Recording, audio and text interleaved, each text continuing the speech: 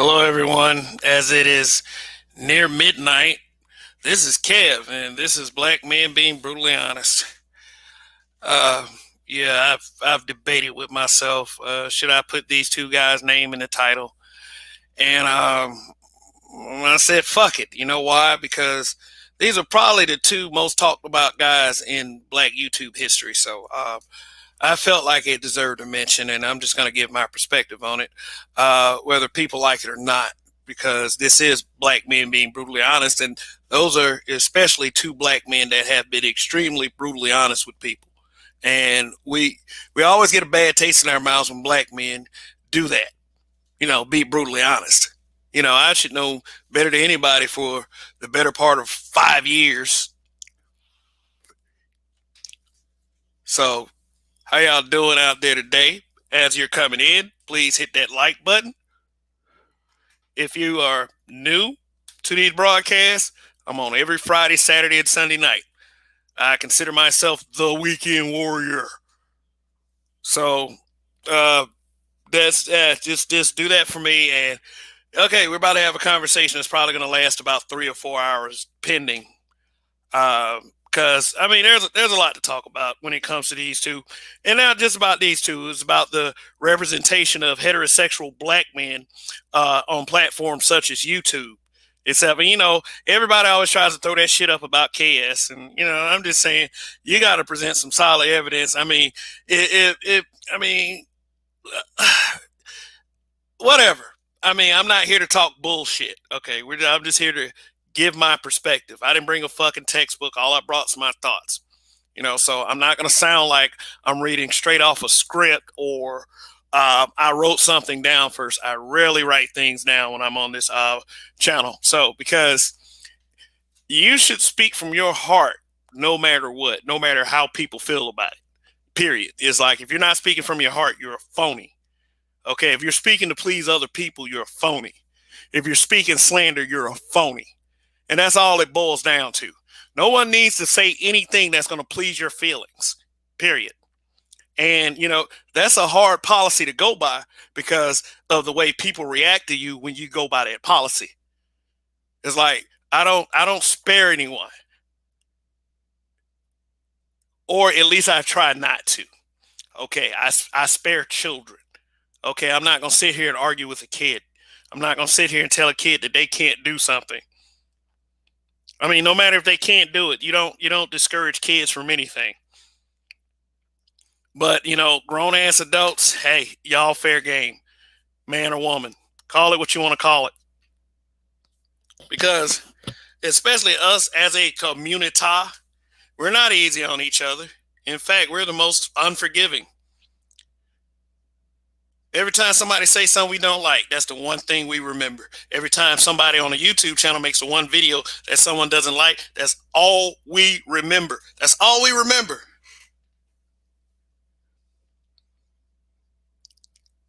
That's it. You forget all the good stuff people do. You want to focus on the bad. That's who we are as a people. And we are going to have to accept that. All right. Shout out to J3. But yeah. So yeah, it's been a long week, It's been a long week. And I mean, I sit back and watch each week, and I'll do things, and I'll do things when I have time to do it. But it's like I had very little time this week. I wanted to do all kinds of things. That's why these broadcasts are so valuable to me. This is why they're so important to me, because it's like they're my outlet from a busy week. I mean, if you want to find out what I do for a living, I guess you're just gonna have to dox me like y'all do everyone else around here. I mean, shit. I've already had it done one time. Niggas will run with anything, though. But anyway, the okay. Let me talk about this real fast and real quick. Then I'll open up the panel for anyone that would like to come up.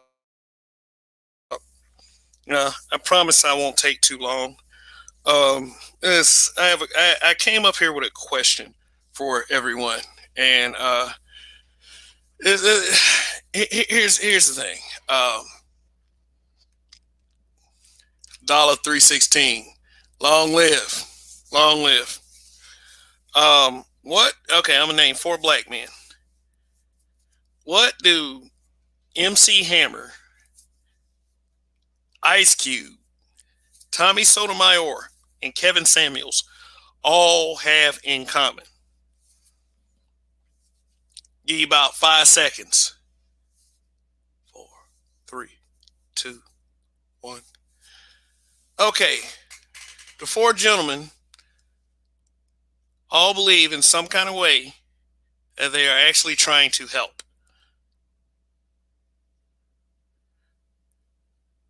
All right, let me tell you about MC Hammer. Okay, not many.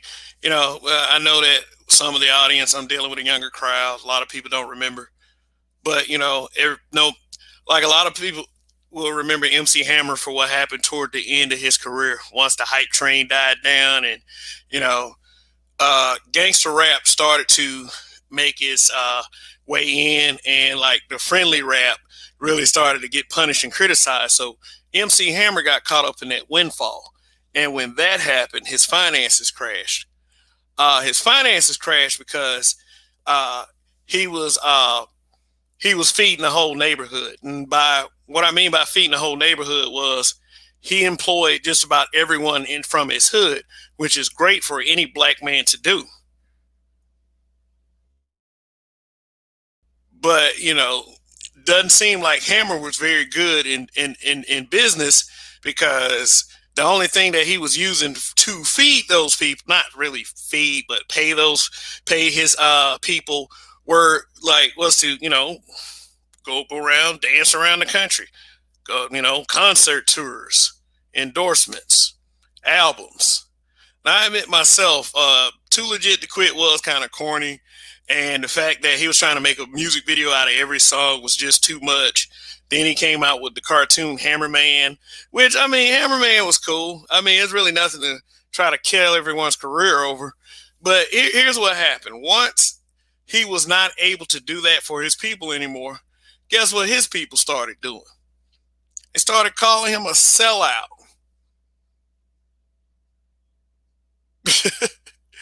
you know, After basically not having a plan themselves, and MC Hammer, making sure that they worked, basically helping the hood out, black man helping everyone. They turned his back on him once the hype train was gone. Now, granted, MC Hammer should have had more. If he had more of a business mind, he'd have kept the money. He would have been able to keep money going. But back then, really, you didn't have too many minds like Jay-Z and Kanye and Master P. You still pretty much had guys being played by the industry, signing contracts, getting very little while the company gets a lot, or the record company gets a lot. So that was Hammer's misfortune too. I mean, when he was hot, but that shit fizzled down real quick. But once he couldn't pay those people anymore, I mean, I understand sometimes the frustration of people. People with lesser minds. I mean, not even so much lesser minds. I mean, people who didn't have a plan in the beginning. I mean, they had no way of bouncing back, or they had no way of living for themselves. Their ultimate plan was one dude out the hood making it. That's why you hear these stars, once they leave the hood, they don't come back, because they don't want to be another MC Hammer. It's not so much because of MC Hammer, like the windfall itself and him being broke after all that stuff. I mean, he was the one who bought a house that had a remote control waterfall. I mean, you don't do that as soon as you get some money. You do that after you make a little. But people who get that millions of dollars thrown at them, and a lot of people who don't really have a respect for money is going to do that. And I guess MC Hammer thought that he was going to have that stuff coming in forever. I mean, he was like, I was even an MC Hammer fan, but all of a sudden I started hearing these words. I remember, and I really couldn't connect it till they told the story later. I started hearing that MC Hammer was a sellout, and MC Hammer was he was a guy that didn't love his people. He buck dancing for the white folks and all this other stuff. Like, they were saying all kinds of crappy stuff about him. And all of a sudden, black people were just on cold with not liking MC Hammer, ostracizing MC Hammer's music. Seriously, it was. I didn't question it as a child. I mean, I didn't know why I was just all of a sudden after Too Legit to Quit, I was just start hearing negative stuff about MC Hammer. He didn't seem like he was a bad guy,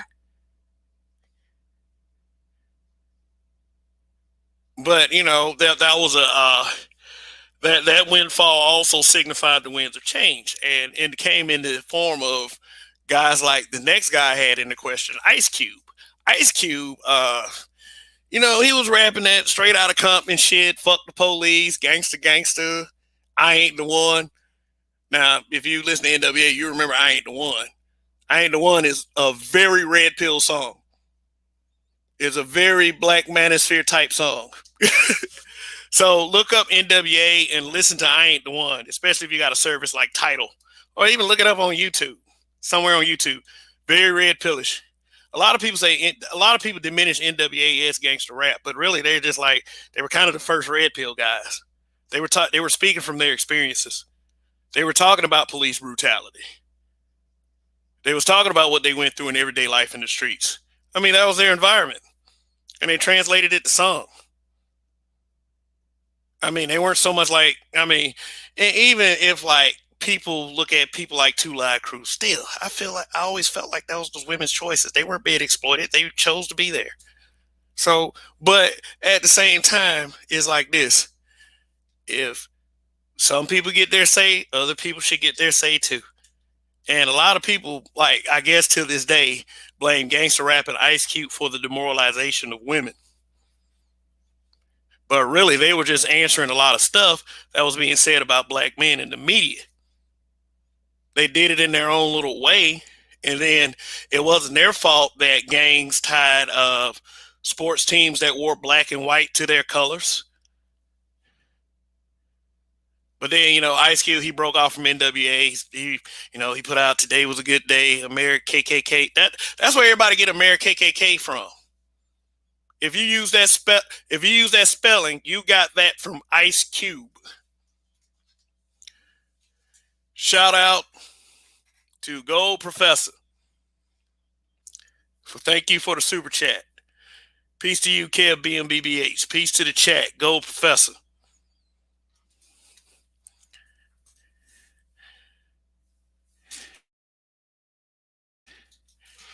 Yeah.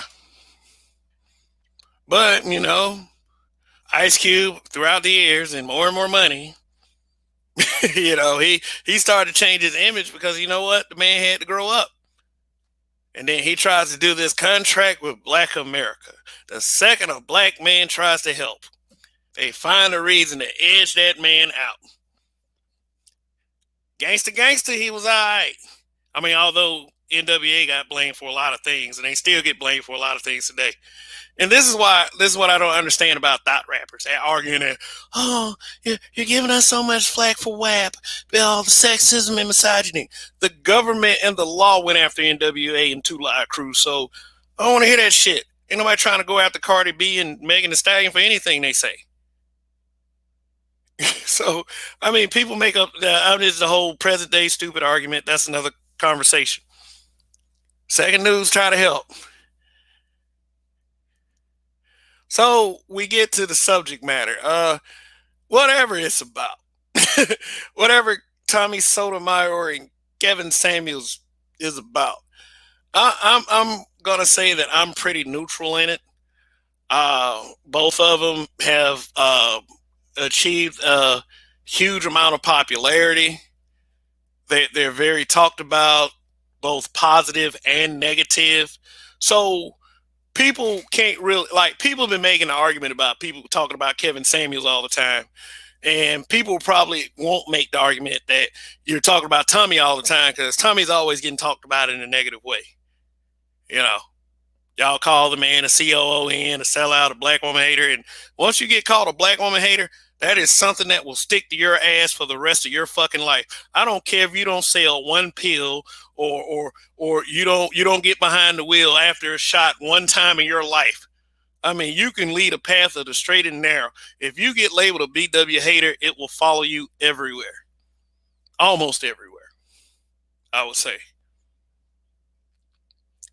I mean, the reason why I bring up, I mean, because they're always calling Kevin Samuels and Tommy Sotomayor black woman haters, is because I understand. Not many places I can go on Facebook. And, I know this is little, everybody like Facebook, YouTube, Facebook. I understand. You know, I mean, criticize if you want. Human beings are on both sides. I can't go in a Facebook group without a few people who are always roaming in Facebook groups identifying me. Oh, wait a minute. You created that Facebook group specifically to hate black women. I'm just saying, once you get a label like that, you'll never get rid of it. Period. You'll never get rid of it. Nobody will ever want to talk to you in a sane manner. And for some reason, 99% of those people are black. And I don't say that because I have some kind of self-hate. I say it because it's true.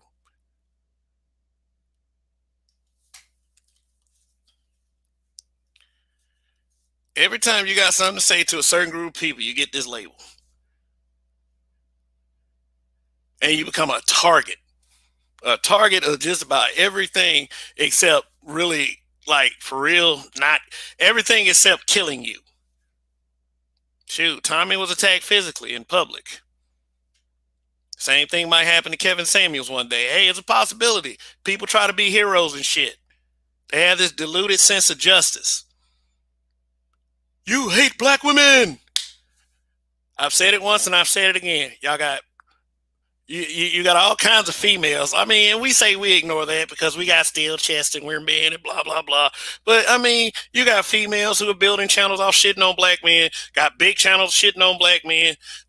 You got brothers who got growing channels that shitting on black men. You got all of that out there.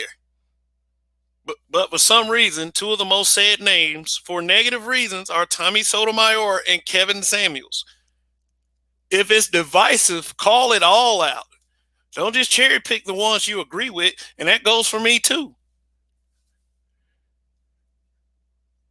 Now. Let's go and throw this out there. No one is above criticism. Again, not even me. Nothing is above criticism. The black manosphere is not above criticism. Tommy is not above criticism. Kevin is not above criticism. Kev is not above criticism.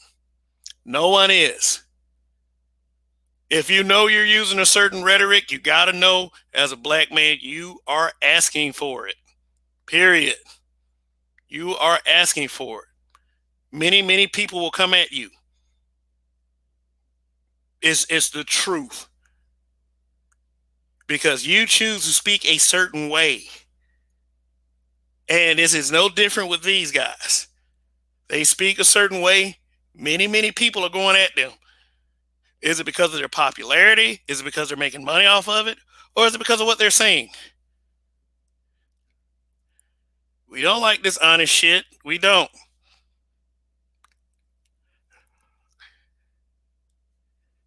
And when I say we know who we are talking about.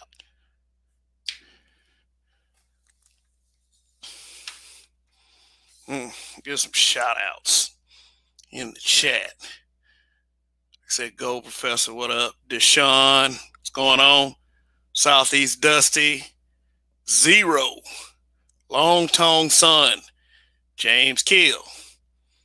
From earlier, J3, $3.16. What's going on? I figured I'd do this conversation here. Strange thing is, trying to do the conversation in a chat. I don't know, for some wicked reason, like when the chats really get going, I start getting timed out for 300 seconds. And you know what I say to that? I mean, honestly, I'm not gonna get in any kind of feud with a mod or or the fact that somebody can't let go of something that happened on Facebook years before they even heard any smidgen of my name. I mean, if your crowning achievement in your life is obtaining a blue wrench from a content creator, then I have nothing to worry about. Period. I've got nothing to worry about. But what you are doing, and this is for content creators, is with that kind of behavior, you are discouraging people from coming to your channel. Some of you have big audiences and some of you don't care. You know, you sacrifice the few for the many. I guess you see it as that. A lot of that shit is also Highlander complex. But anybody that I give a blue wrench to, I don't want to see you abusing that privilege. I don't care if you don't like them. Like I say, if they're saying something that can get the channel flag, that's when you time a person out and delete their comment. If it's a heated exchange, you can give up your blue wrench, but what I don't want is like, and yes, this is my channel, and this is the way I want the moderators to carry themselves. Because if I'm going to feel a certain kind of way about being treated a certain kind of way in another chat with other content creators that know me, then I have to carry a standard on this channel. Don't be timing out people for any and everything. Or I'm gonna have to do I'm gonna have to do something that's gonna look kind of petty. And I feel like when I do something like that, that the people I do choose with blue wrenches are grown enough to be mature about it. That's just how it is. This audience is growing bigger, and I am gonna need more blue wrenches. But it's like I don't want people that's just gonna like be a bully about it. And I don't feel bullied. I don't feel anything. I mean, like I said, I've gone and got timed out in many chats and never said anything because of how they felt about where I was in some other place, or maybe how they feel about me on YouTube. Shit. Hey, BGS did mention last week that there are a few people that don't want the habitual line steppers in the space. Check out last week's Any Given Sunday. So, I mean, I wasn't curious. I have a clue as to who one of those people are.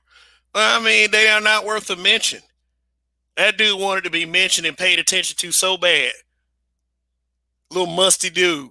I don't care.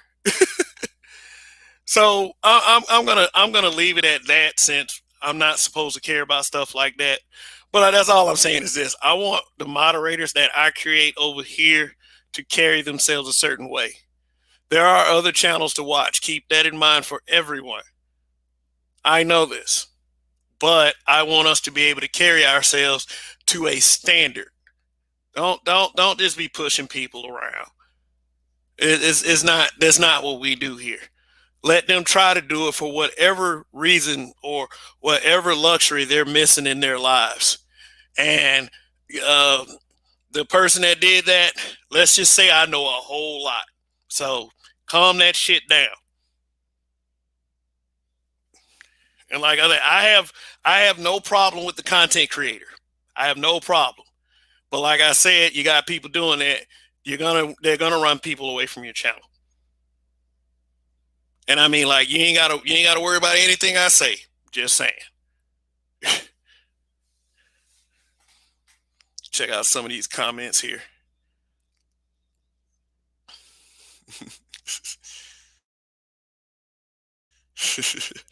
All right, the Bunker TV. Tommy, Kevin, and all y'all still in my style. What's going on? What's going on, Jay? Nice guy. Team Kev fam. Tommy and Kev are way diff. Um, yeah, I think so. I mean, just because you they put you, like, just because you're positioned to address the female populace in the black community does not mean that you rock the same way. Because like everybody knows with this current climate, if you say anything at all objectionable to a BW, All she has to say is you hate black women, and it's over with. There are going to be at least 10 or 15 people that believe that shit. And then those 10 or 15 people are going to spread it. And then I mean, I'm just saying it spreads like wildfire, especially if you got an ounce of clout. Now, as grown men, yeah, they can go through it. I'm not going to cape for either one of them. They're grown men. I don't expect them to cape for me at all. I mean, it's not some tit for tat thing either. I'm just saying, they're grown men. They can handle their own shit. You know, just like me, I don't expect a whole lot of saving when I get in trouble. People will lie to you and say I do. Yeah, that's what amazes me about certain folks. It'd be about 20 or 30 folks picking on the same guy. Guy number two guy number two interjects for the guy who's getting picked on. All of a sudden, guy number two is the dick rider. He don't need your help. He can handle himself. It's 30 of y'all. I used to do that on Facebook posts all the time. I'm like, it's 30 of y'all. What the hell are you talking about? It needs to be a little balance to this, since y'all call yourself roaster. And trust me, there's no such thing as roasting on Facebook. No, not really on social media. Roasting to me is like a one-on-one, and it's verbal. And I mean, you can have a crowd around. Yeah, crowds make it more fun anyway. They decide who's roasting and who's not roasting. Not a bunch of sycophants posting your pic on Facebook, you know. But I never got that about our people. You pick on one guy. You pick on one guy. I'm sure he said a lot of stuff, but the people picking on that one guy say a lot of stuff too. That's my logic in that. That's my logic. Oh, and say stuff on a consistent basis that is so idiotic. I even wonder why they begin to start these little petty arguments. So why is it that there can't be two sides to a conversation? One side has had decades to say what the fuck they wanted to say. If you want to make it a tit for tat situation, the other side just started. All of a sudden, this, oh man, it's a better way to say things. No, it's not. No, because guys like Tommy and guys like Kevin did not make the rules. Everybody complaining about it made the rules, but they can't play the game. So all the time for all this difference of opinion. I'll just say difference of opinion for now.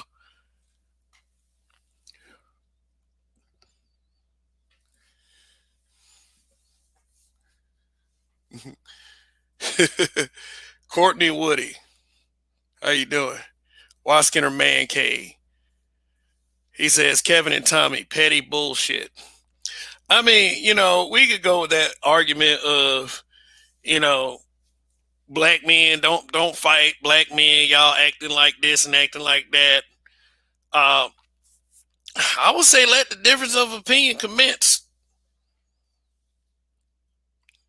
I will say that. I say let the difference of opinion commence. It is not like you can't go through life unchallenged. How you get better is that you challenge yourself. If you are challenged, you have to rise to the occasion, or hey, there's no need to rise. Now, think about it. Now, if you want to take it from an audience perspective, it's like if you talk about present day, vastly different. Okay, as far as the present fact and the present number. Now, granted that Tommy was able to keep a channel or two consistently for like 5 or 6 years, he might, probably be a 6-digit subscriber count. Viewership would probably be much higher. I'm not saying it would touch Kevin's live viewership, but hey, who knows? Guy kept getting his channel sniped. But he has a loyal following that won't leave him for shit. So, I mean, guys obviously solidified something. But see, what's for sure is if Kevin's channel gets taken down, everybody's coming back if he creates another. No doubt. I think that's what frustrates people about people they don't like. That it's not that they won't go away. There's not really any need for them to go away because see, people are always going to be looking for 'em. Me personally, I don't like the fact that every time a black man finds success, he finds himself into some kind of misfortune. Now, I mean, if you've been following the Deshaun Watson situation, it was like, dude, you cannot go behind closed doors with anybody these days. You don't know what's going to happen. So I'm not here to say whether Deshaun Watson is guilty or innocent, but another black man going down. I mean, if he's guilty, he deserves to be punished. I say that about all of them. But that situation is real sketchy, like many of them are. But like I said, that's my argument about the whole the RAPE culture argument. Like I don't believe that exists because if we lived in an RAPE culture, then that means that everybody would get away with it. So that's impossible. There will be law. There will be no laws against it. But if you're a black man, if you sniff wrong, mm-mm, no more chances for you, buddy. And especially like with us as a people. Now, I'm not saying that black people are just supposed to be loyal to each other. We're supposed to be a monolith. We're supposed to be, you know, we're we're supposed to be all together, looking past each other's wrongs and, so we can look good for other groups. And I'm not saying any of that because I feel like socially I'm punished because I don't make a extra special effort to have us, look good in front of other groups because I feel like that there has to be a behavior you can put with that. I mean, you can fake it all you want, but at the end of the day, it is fake. So be mad with me forever about that, about not helping black people look good for other groups. Well, you need to start doing good. Y'all don't believe in that when it comes to Kevin Samuels and Tommy Sotomayor. You believe these guys should be ostracized. And I've heard worst opinions about black men expressed by a lot of y'all. I mean, you can put up the argument that we're men, we can take it, we're not supposed to care, we should be used to it. Yeah. But the fact exists. It's not propaganda. Hey, I can show you many an article, I can show you many a comment sections. You know what the go-to argument for that is, though. You went looking for it. You can't win with black folks. And I'm not turning into this some Uncle Ruckus type. I've been called Uncle Ruckus too. When people got to call you that, they have no argument. They have no argument whatsoever. None. Remember, the second someone has to insult you, they lose the argument. But you know what? You know what? Some people listening will go ahead and assume that everything that they did, that everything that you say you disagree with is going to be an insult. People redefine things. It's just that we're almost impossible. We're 99% impossible to reach. And you know what? For some reason, the habitual line steppers are betting on that 1%. Because 99% means that all hope isn't lost. Zero had a term for it. Zero got a term for a lot of things that go on in this space. And they're very witty and smart, I must say. Whether I disagree with it or not. All right, I'm going to open up this panel. I'm going to open up this panel. All right, 33 of us in here. I hope the likes are matching.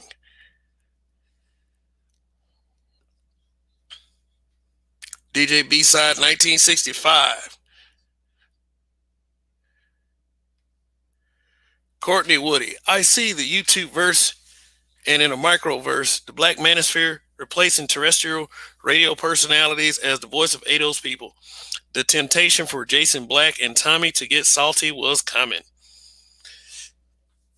Excuse me. Yeah, everybody has this grandiose idea of how the black manosphere should be or what the black manosphere is. I didn't come. I go ahead and say I didn't come to YouTube looking for a manosphere. I just came to YouTube because I knew that there might have been a place for me in the black space. But you know, there's a lot of people out here that I don't know. I guess there's a lot of people out here that feel like that the black manosphere should be a certain way, or the black manosphere is a certain way. You know, instead of just watching instead of watching it, just watching who the fuck you want to watch, and being happy with that. You know, I feel like this, and I thought about doing another black manosphere broadcast, but here's the thing. I mean, there's got to be other people. And I mean, it's like it can't always be somebody like me that says great things about the black manosphere. It can't always be me. And when you do say good stuff, it has to be authentic. It can't be some kind of virtue signaling or anything like that. So it's like this. It's like this. The black manosphere has to want to defend the black manosphere. I see enough criticism and all of the broadcasts and all of the comments I see in the comment section. Shoot, they seem to be pretty happy with what they're doing over there, trying to bring a group of black men down. And that's what it is at the end of the day. And a lot of them will say, well, y'all trying to bring black women down. I mean, by what? Stating facts, talking about behaviors. That's pretty much applied by the other side.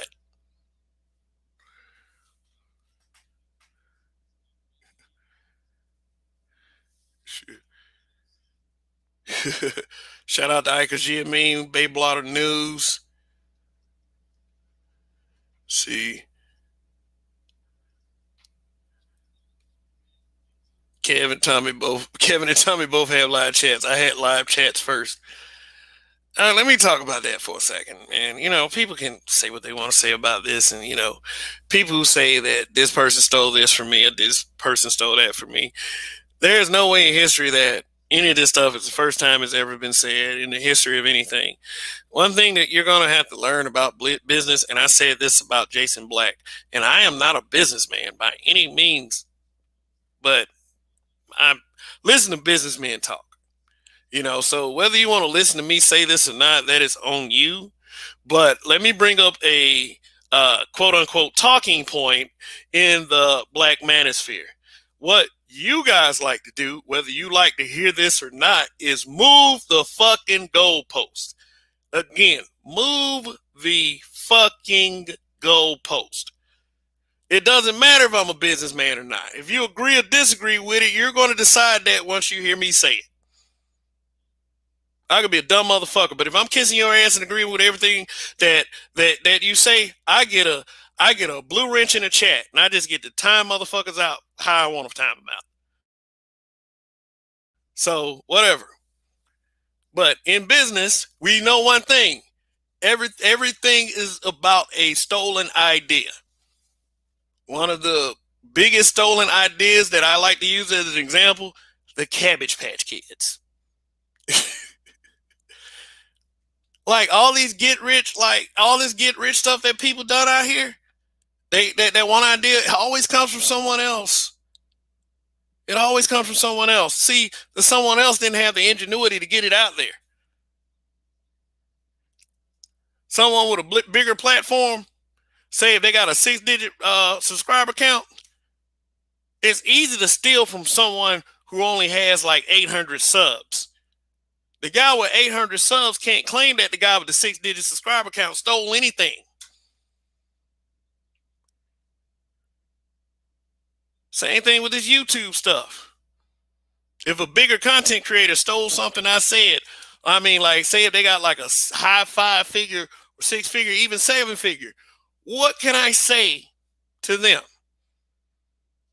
Again, another goalpost move. You're too small. You're too small to say anything to me. And it could be true. It could be true. It could be true all day, every day, 300% true. No one cares if that other motherfucker is that much bigger or has the outreach or gets to a larger audience first. Doesn't matter if you say it first. That could be flipped around though. Say, for instance, you steal something from a bigger guy, but you do stand a chance of being called out. But no one's going to care. Plus, you'll be labeled a clout chaser. There is no advantage for a smaller guy. People, all I'm saying is people steal from people all the time. Whether you're a bigger content creator or not, whether you've been around for a decade, 100 years, somebody stole your shit. Hell, someone trying to steal black men being brutally honest. that is no lie.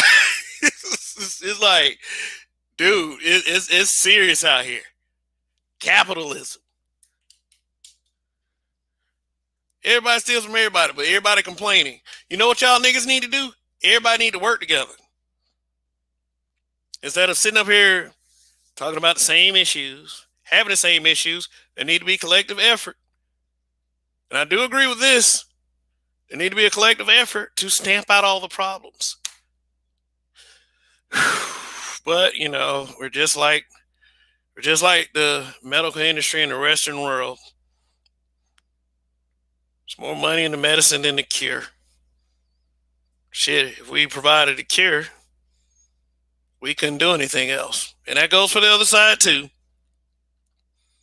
Like the people I like to call the bitch fest. If you crying about, oh God, that's a condescending word. Let me take it back. If you are in your bubble, if you are criticizing the black manosphere, I mean, if you have a channel dedicated to it, more power to you, whatever. If you get the views, you're doing something that's working. But if you just like, okay, if you want the space to get better, but you're gonna assume everything and you're gonna lie.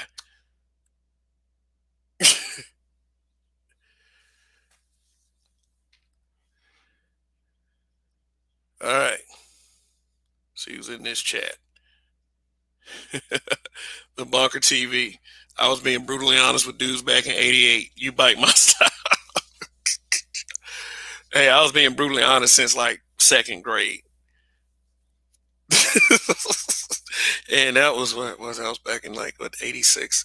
Oh, I'm about to get called an old nigga. Now let me stop lying.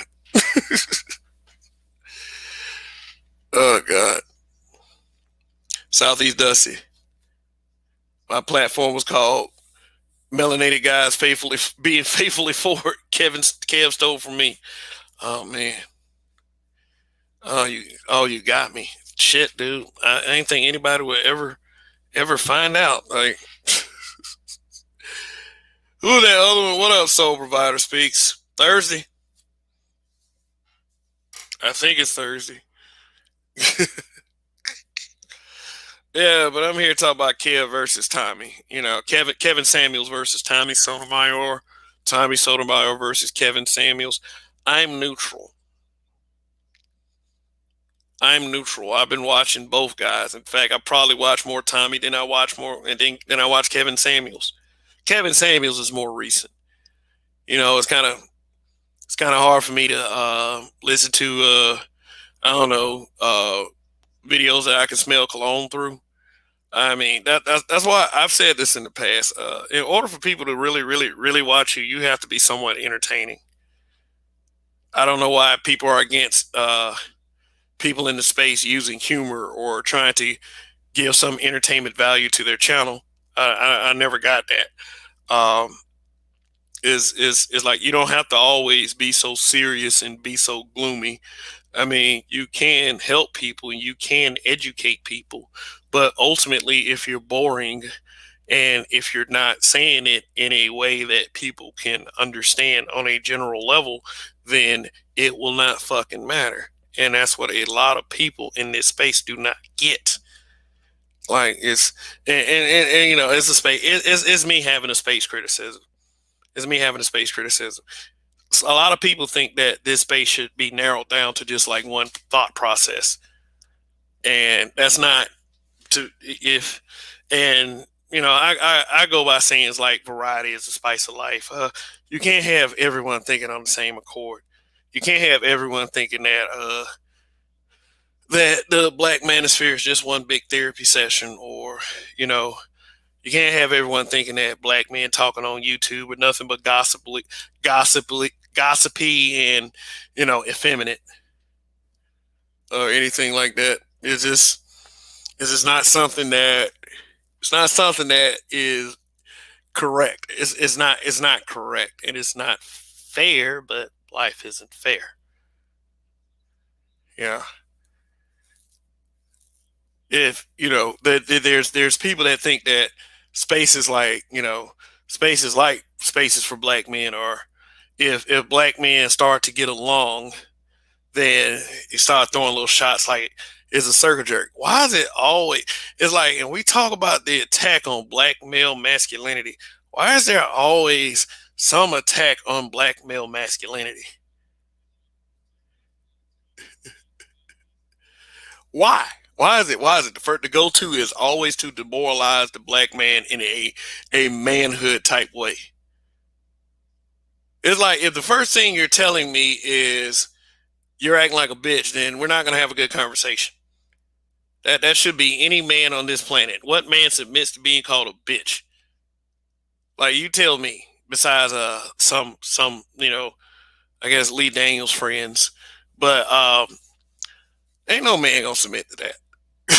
So why do you expect them to? Why do many people expect man to submit to every criticism? You ain't got to submit to every criticism. I mean, if they're right, they're right. Then good luck making a fool of yourself. But if they're wrong, you're wrong. You ain't got to put up with that. Geechee Dan, what's going on? I don't really know what the beef is about, because Tommy and Kev serve two different audiences, and both are very good. But Tommy is more my style.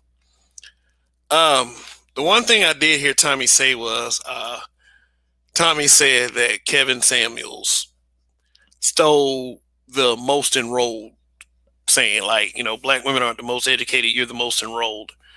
And I mean, like, just like I said, to me, if he might have a list of things that he might have thought of, but I don't know, man. I don't think that was enough to just really say anything. And for someone who's been around as long as he has, everything he can say is going to have some form or impact.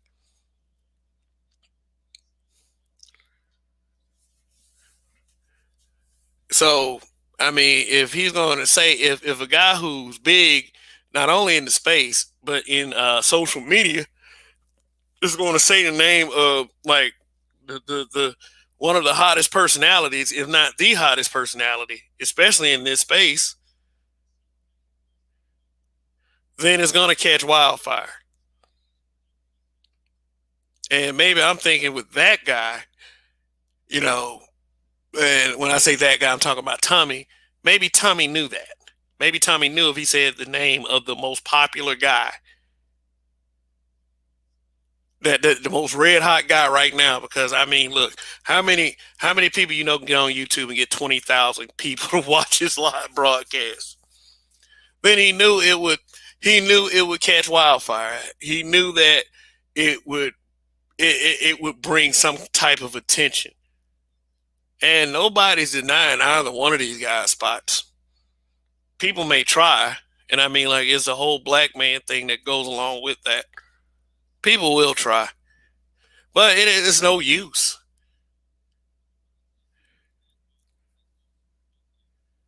It is no use. The guys that took off, they're going to be here as long as they can talk, and talking is easy, especially if you have a personality. Nick Org.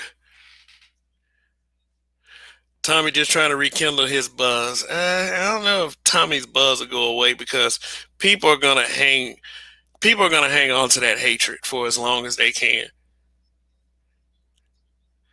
It's like, we don't forgive black men. Black men don't have but one chance with people, and that's it.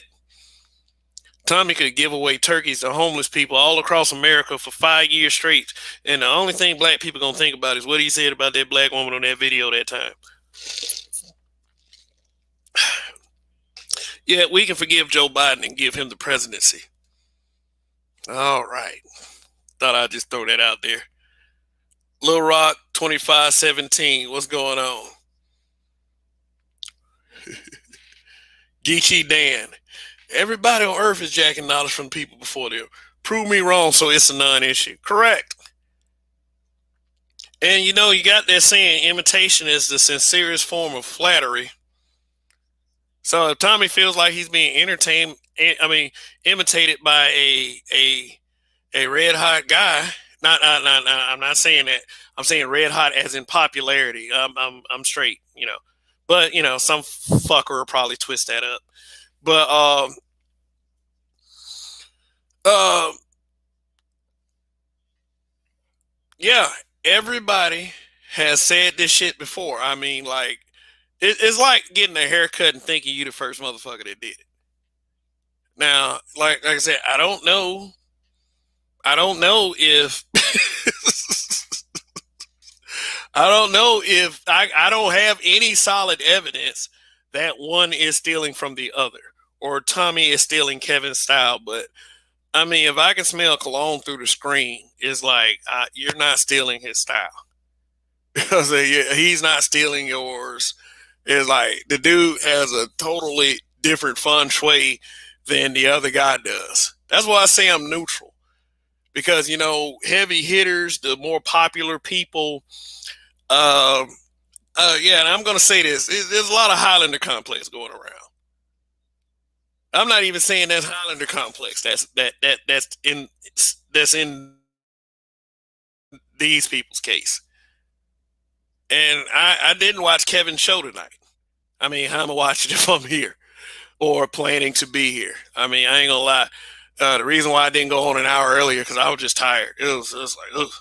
Every day this week has been from 4 o'clock in the morning to at least 11, 12 at night. And you know that's exhausting. I mean, like it's like one of those true. It's one of those true. Oh, I'm getting older feelings right there.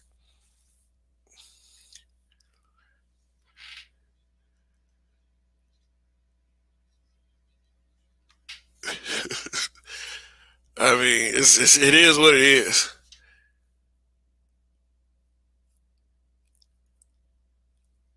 But the point is like, why would I watch somebody else's show while I'm doing mine? It's it's like I don't. So if anybody was over there watching or has watched it, you know, they happen to catch this replay, you can feel free to leave it in the comment section if you hear me say this. But you know, if Kev responded to Tommy, there'll probably be about 5 or 6 videos out by 8 o'clock tomorrow morning. And we cannot deny that, you know, people do things for clicks on YouTube because that's the whole point. It's like, don't say you don't do things for clicks because you want your message to get out there. You want your message to get out there. Some people ain't got to worry about clicks.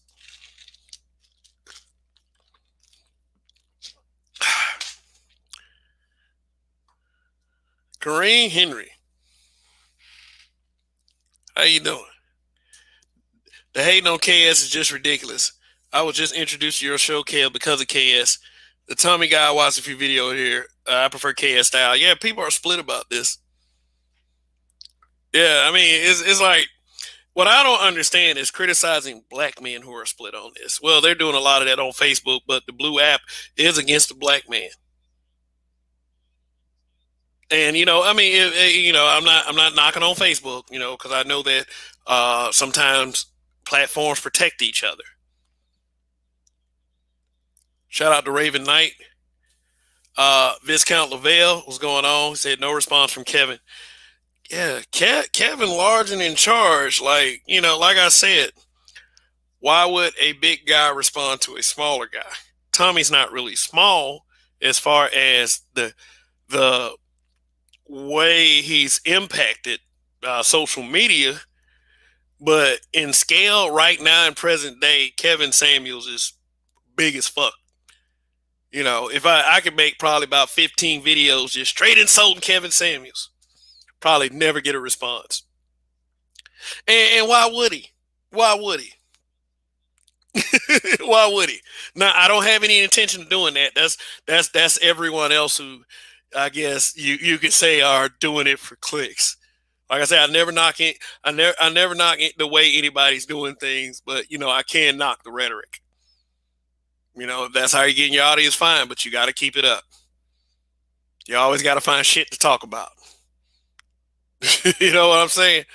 Um, yeah, but the hate is real, but they always call like they'll call him Kevin Samuel sheep, or one guy has this, I guess what he calls a clever name, the kitten spear, which is funny to me because what fucking spear are you talking about?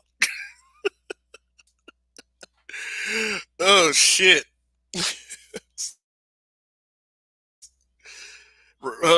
Killer Cam, what's going on? Nick Org. Black men are too inept to capitalize on the impact that they are having on our pill. Well, red pill. I guess that means our red pill. Even the most fervently racist red pill white men are deferring to black men red pill creators. Why fight each other?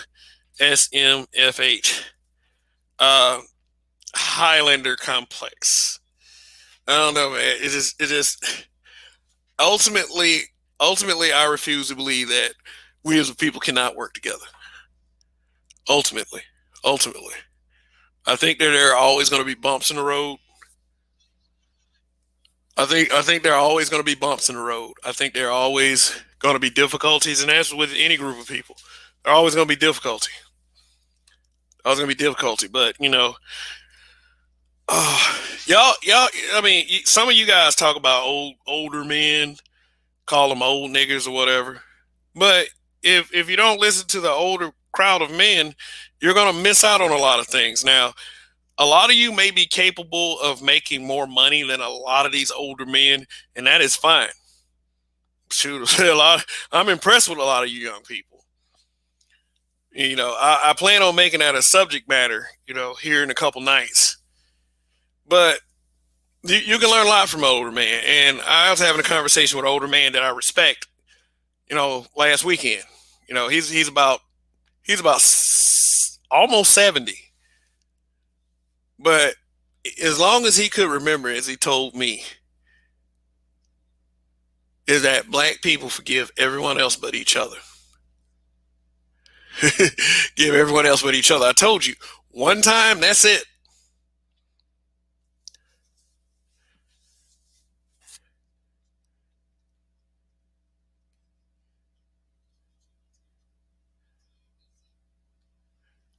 Courtney Woody. Edward broke down the beef really well on a few shows this week. Okay. Yeah, shout out to Edward Anderson. Uh, I mean, it was I let me tell you, I'm giving my perspective. I'll put it to you that way. There's people that are more knowledgeable on the history of all of this, and oh, okay. Thanks for the super chat. DJ said he said the trucker. Old ninja wisdom is priceless. It sure is. A lot of people, and a lot of the beef with older black men is a lot of younger black men feel like that we disarm them, and not we, because I'm Generation X. They'll say that about the baby boomers. I don't care about y'all. Take care of yourselves. I'm just playing about that to an extent, but they feel like that the old generation of older men failed them, and that the older generation of men are weak and they were cowards and they didn't stand up to the white man. And I mean, like, and every time I hear a younger person say something like that, my first question is always going to be, what have you done? What you would have done? And they always talk a mouthful of shit. But, it's like Richard Pryor said on Live on the Sunset Strip. Like, he talking about that, all these young black men always talk about, I would have told them Nazis. And then Richard Pryor said, you wouldn't have told them Nazis shit. You would have told them shit. Like everybody speaks this badass fake game on the internet. You don't know what you'll do if you ran into a situation like this. And by some of the rhetoric y'all carry, y'all wouldn't have did shit anyway. So why y'all criticizing all the old men? They did that they had to do to make sure your black ass got here alive.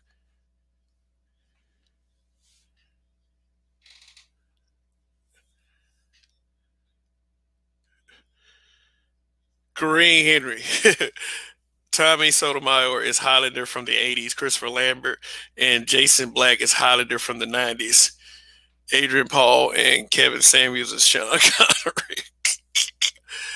Wow, that's great actually. That is great. Like damn, great job. Yeah, I could see that.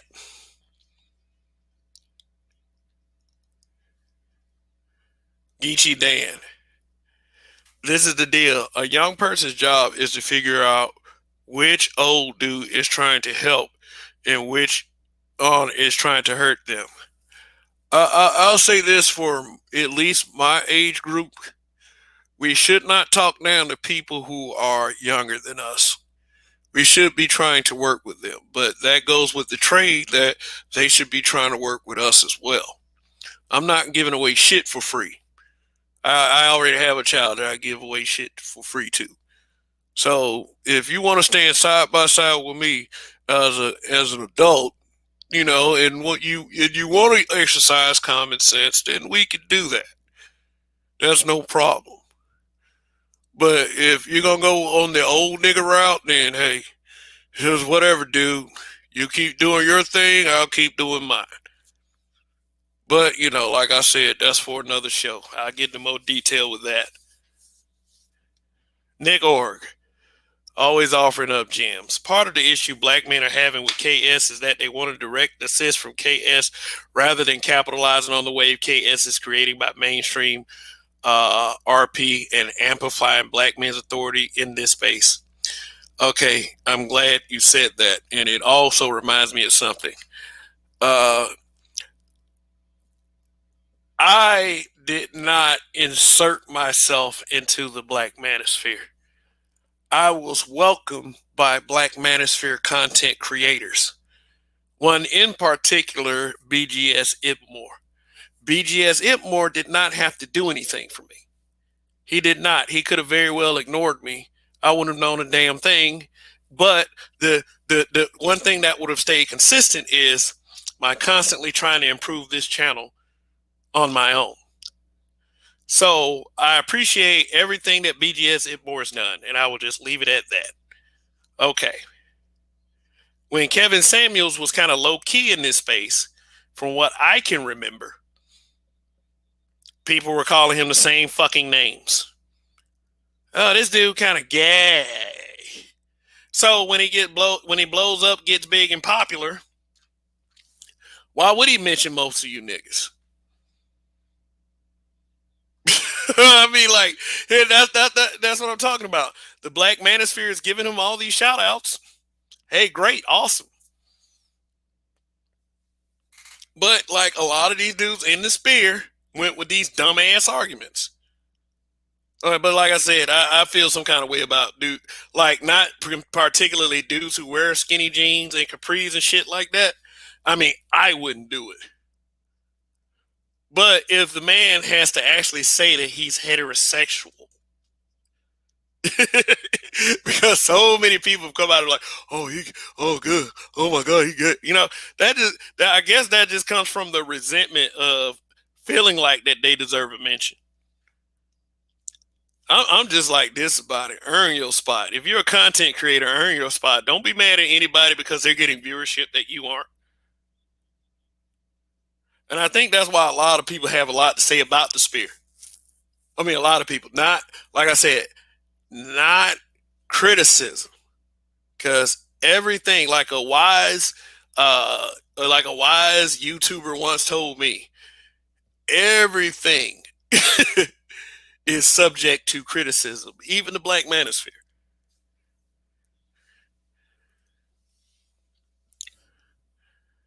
But is a way to break is a way to say things. Is a way to break it down constructively, and then it's just flat out lie, slander, and pettiness. Raven Knight, I have a tendency to agree with the statement that you just made. Right there, skinny jeans are so bitch. Oh no, skinny jeans. Yeah, if you are a grown black man and you're wearing skinny jeans, in fact, if you are even at like I say teenager level, if you're wearing jeans too skinny to pull up, then yeah, that's gonna be sus. I'm just saying. That's why a lot of young people don't like when older people say, like a lot of young ninjas, they don't like what a lot of old ninjas say. Oh yeah, Sunday's broadcast gonna be funny as fuck. I'm not a comedian. I'm not somebody that claims to be a comedian, but I'm gonna say, like I see the old nigga shit all the time. So let's just have a little fun with it. I'm not trying to compete with younger people. I'm just saying. So tune in for any given Sunday, and tune in tomorrow night too. Because from from what I understand from a lot of people, my shows are great. The feedback I've been getting is my shows are great. That's the feedback, and like I always tell everybody, the audience is gonna decide. Geechee Dan. When talking to a young dude, the old dude needs to remember his own mentality when he was young and not talk to the young guy like he should already know. What are you trying to teach him? I keep that in mind. I keep that in mind because when I was 23 years old, I had a roommate that was 30. And because he turned 30 years old, I was calling him an old nigga. It wasn't like so much old nigga. I was like, you old, just trying to come up with any old joke I could. So, yeah, I remember I was at that age and I did that too. So, every time somebody called me an old nigga or something like that, I don't get mad. That's just a part of life. You call me an old nigga all you want. But I will say this, just because a guy got gray hairs in his beard doesn't mean he can't whoop you. Ooh, internet tough. I'm just I mean I mean shoot, people will say people will have that little stupid joke like it's so fickle and it's so old. But hey, you know what? It goes with the territory of having gray hairs in your beard when you're in the black community. Yeah, I mean, but it's all good. It's all good because I can say stuff too. That's one thing that a lot of us don't realize why we get into these petty skirmishes. But the one thing that you act like you don't realize is you can always say stuff back.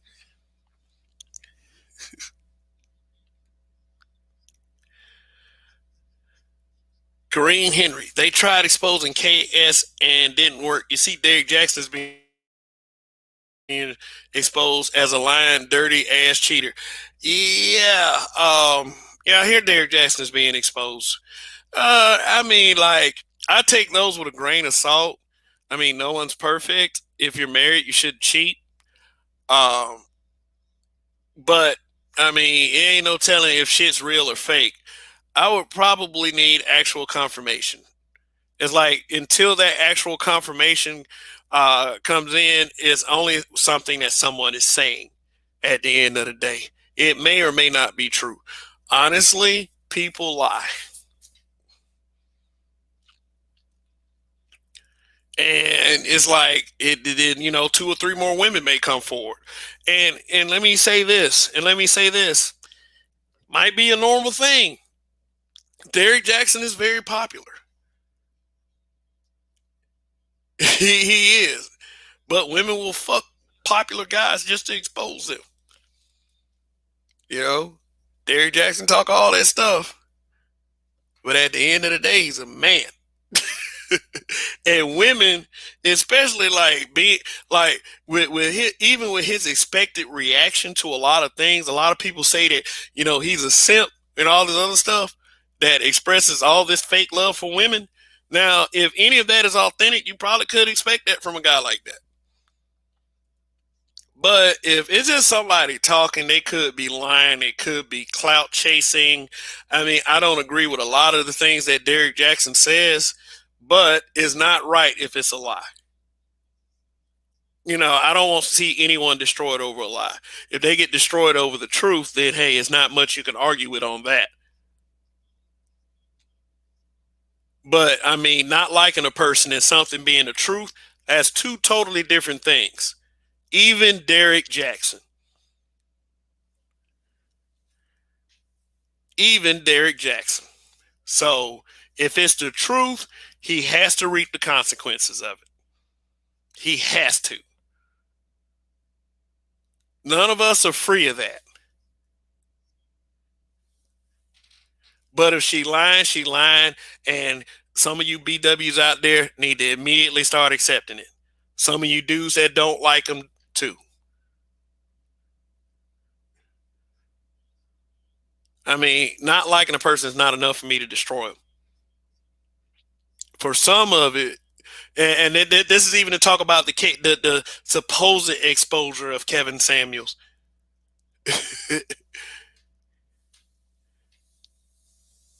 which should put some doubt on the Derek Jackson situation just by watching how they call themselves quote unquote trying to expose Kevin Samuels. You should look at Derek Jackson the same way. There are going to be people that are going to try him. So, like I said, until there is hardcore, brutally honest truth to it, then I'm not signing up for it. If it's confirmed, then hey, bro, you set yourself up for it. When you say a bunch of things that any group of people don't like, they are going to jump on it. They're going to jump on it. So, hey, welcome to being a black man for once. Derek Jackson is getting treated like a black man. And I don't mind.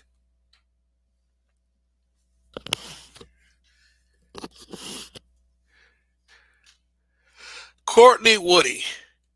South Alabama got these boys wearing Pepe Le Pew jackets, skinny jeans, and sparkly kicks. Post millennial type shit. Yep. What is it? What do they call them? Generation WHY? Generation Y?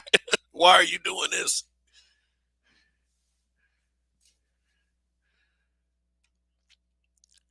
Geechee Dan. Derek Jackson just talks shit to make his paper. Yep. Most women know this and don't care because they only care about allies winning. Yes, truth don't matter. Facts. Facts. Like I said, KS and Tommy Sotomayor, Kevin Samuels and Tommy Sotomayor are two guys that are extremely brutally honest. When you tell a group of black people the truth, and I mean, and you got to say not all. Say not all, please. Pacify us by saying not all, Kev. I hear some of you out there, so I'm going to pacify you because that's a really baby way of thinking. Not all, but we do have a pretty much a widespread problem with the truth. We do, especially if that truth sounds bad. It's nothing. It's nothing you can't fix with just correcting the behavior. But hey, that's too complicated. We speak like this because we care. If we didn't care about you, we'll let you destroy yourselves. That's why I'll be like, when people like, well, you don't talk about white people like that. Let me tell y'all something. When I do talk about them like that, y'all ain't never around. I mean, I haven't made any live broadcast focus on the pale devil or anything like that. I haven't. I mean, I used to. I know this one black guy that used to come on our panels talking all this hardcore shit about how we shouldn't do this, talk about black people. The second I started talking about white racists and I had actual evidence, that dude was nowhere to be found. So basically, you just want black men to be in such a sucky position as to be perceived as people who are gossipy and just hate black women. You don't want to see any hardcore evidence to the contrary. And I didn't do that broadcast because of that. But I did that broadcast, and this was a while back when I only had like a total of 5 to 9 people watching the live broadcast. So I didn't have that much traction back then, anyway. In fact, I'll put the video in my community tab when I'm done with this broadcast, just so you can see this. And don't call out any names and assume who it is. because many people dip off for many reasons. Sometimes life calls, so you may hit the wrong target. But that's exactly what I'm talking about. For us to be so against racism, we sure don't rail against it when it appears on social media. And I mean, like, I ain't say I needed help. I mean, I don't need help dealing with racists. I'm from Alabama. I know how to do that. I've been did that. But it's strange to me how you always cry about this solidarity. You always cry about, oh man, these black men talking this way, and we got all this white supremacy out here. But when white supremacy actually shows up, where are you guys? Yeah, I mean, a lot of y'all didn't know me back then, so I'm not talking to you. But it's like the general populace of people who talk like this. That's why I say, that's why I be calling these stuff fake outrage narratives. What are you afraid they're going to do? They're going to suspend your account? I mean, people get their accounts suspended all the time for talking to black people fucked up. Wouldn't you want it to be a worthy sacrifice? I don't know. I don't know. People talking like WS is their biggest problem. Yeah, yeah, WS is their biggest problem. You're the most terrified of it. Sometimes I feel like y'all just like these black people that see one cop beating up on one black dude, and y'all and about 30 of y'all around standing screaming for him to stop. Stop!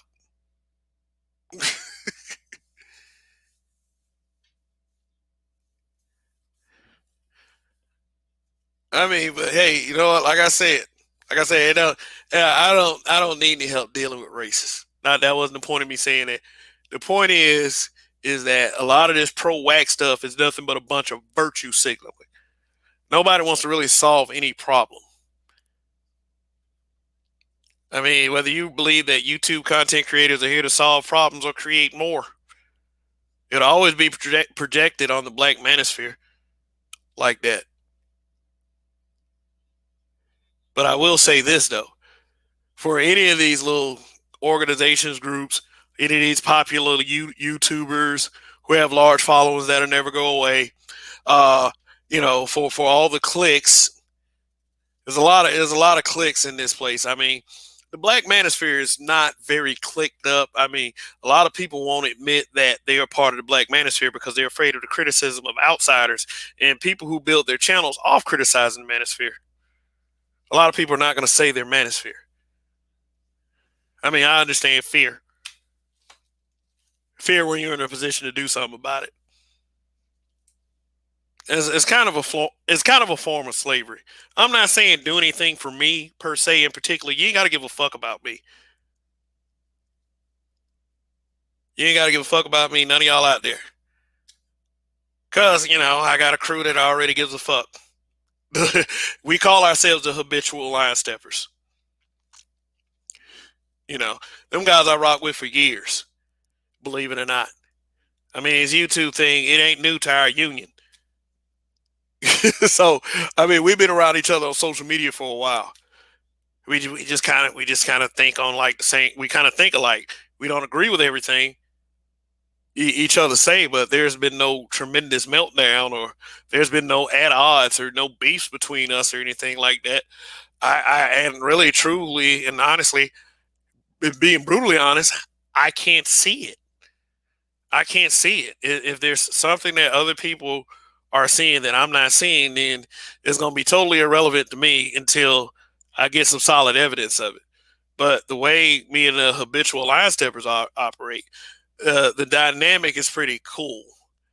And believe it or not, the habitual line steppers for me is is a priority. It is. So it's like whether y'all want to be part of this black manosphere or not, or if you want to join the crowd on the criticism, oh well, what you call criticism, but it's nothing but trying to call a unseen face a bitch because that's all it is. Then go ahead and join it. But it's like this. It's like this. Before anything, it's gonna be the habitual line steppers. I mean, those guys haven't crossed me yet. I haven't crossed them yet. So hey, I mean, is unity on our parts. And sometimes I wish the spear could show the same kind of solidarity. But that's just me. That's just me. It doesn't matter at the end of the day what I think. But it depends on how you all want things to look. Now, let me get back to the Kevin Samuels, the notion that, and it's a very notional argument, is that the black manosphere is upset that Kevin Samuels isn't pumping his fist in the air and saying "Viva la Black Manosphere." He's not mentioning names and bringing guys along with him. Okay, let me give my perspective on that. He doesn't have to. He doesn't have to. Shout out to Jamar Turner. Edward Anderson dropped the link. Okay. And there you go. Kevin Samuels doesn't have to. He doesn't. I don't even see why. Like, I see why people are saying the bullshit, because people will say any fucking thing. It doesn't have to be logical. It doesn't have to be logical. Just say anything to try to shame, to try to shame, and to try to project. Because for all the times that you said negative things about that guy, you want that guy to mention you. Okay, guys in the space, at least most of them do understand that they have to build up off of their own hype. I have to build up off my own stuff. I have to earn my spot here. I don't expect anyone to. I don't expect, and listen to that. I don't expect anyone to help me. You can, but you don't have to. I don't care if either one of these guys ever mention me. I don't care if anybody bigger in the space ever mentions me. They don't owe me that. They don't. They don't owe any of you that. Earn your spot. Get your weight up. Get your game up. Increase your production value. Do what you got to do to get more people attracted to you. Spouting bullshit about somebody who's already doing it, how does that make you look at the end of the day? CLOUTCHASER.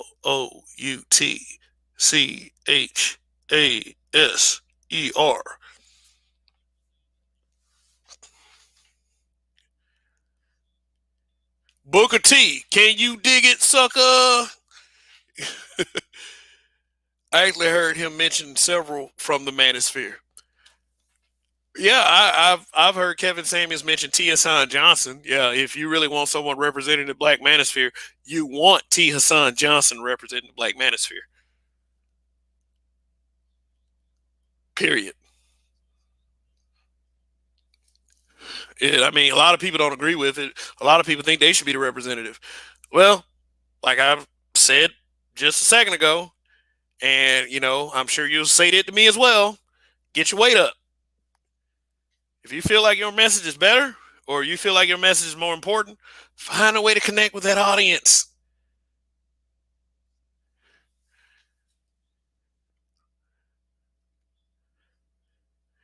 Nick Org, KS should never confess to be part of Manosphere.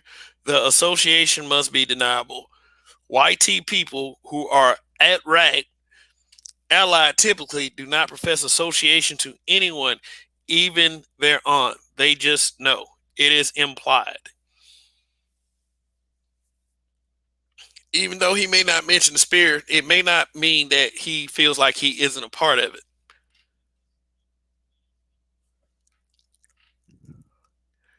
I mean, Nick Org, I'm going to go ahead and say I don't care about how YT people do anything. I mean, I do understand the sentiment. I do mention other groups when I talk about their solidarity in business and generational wealth. I do mention that, but what they generally think as it pertains to blacks, I'm going to go ahead and refer to blacks on everything else, because I do not believe in putting on dog and pony, and I know that's personal, putting on dog and pony shows for every group that every other group that always has that already excuse me, have their minds made up about us. Why put up a dog and pony show for any of those groups? That's stupid.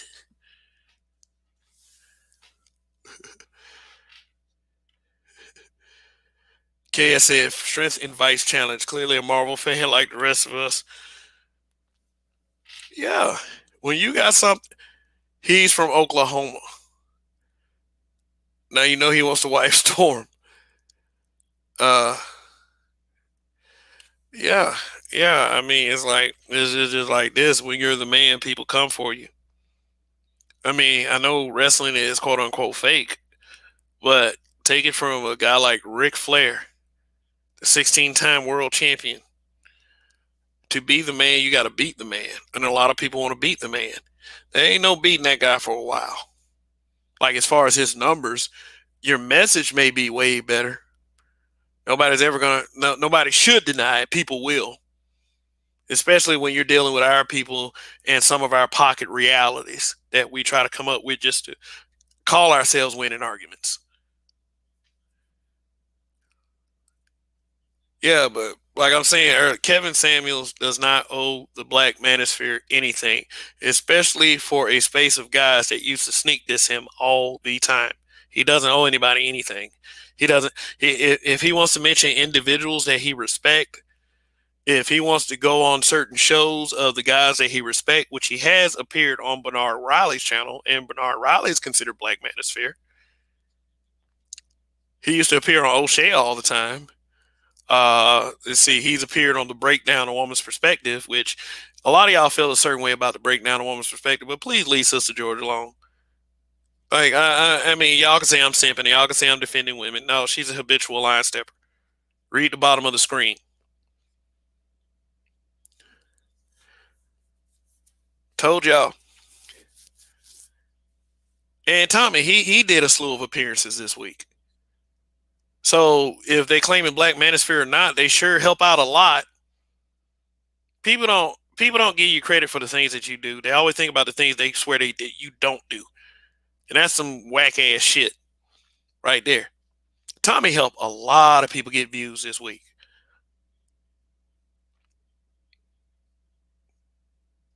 And Tommy is starting to mention this whole black men should be helping each other thing. I mean, yeah, I say that. I mean, that's a perfect world scenario, but people do think that there's a ulterior motive behind that, and that's because uh, that's because black men always people are very untrusted of black men, and I got a little bit of that mistrust as well. Geechee Dan, I like the breakdown show; it's entertaining. Sister George, much respect, Raven Knight. Yeah, the breakdown is entertaining. Like I said, if the breakdown just came on and just said men, men, men, we disagree with you, it probably wouldn't be that entertaining because then you have a bunch of a lion's share of niggas starting to call her a pick me. And when I say niggas, I mean male and female. I know a lot of y'all just imply that niggas mean male. I'm like, okay, but it can apply to both because back in those white supremacy days, they were calling every black man, every black woman, and every black child an N word with the hard R. So, you can chill on that one. All right. We got 60 watching. And let me see what the likes are looking like. What the likes are looking like. Yay. Looking.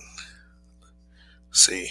I don't have another screen open for the broadcast itself on my laptop. 53 likes. 60 watching. So that means that there's maybe 2, 3, or 4 people that haven't pressed that like button. So go ahead and press that like button. And I mean, if you want to put a little change in the pot, you can too. I'm not really a person that really pushes super chat, super chat, super chat, super chat, super chat. In fact, I'm not going to do memberships, at least not for a little while. I don't know. It's just that I feel like that. I don't know. I feel like that.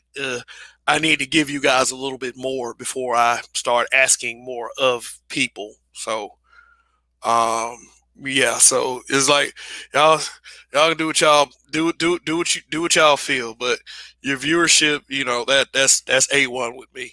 So, like I said, I got 60 watching in here. 60, oh, it says 59, 59, 60, same difference, They'll be back. 54 likes, so that's a pretty good ratio.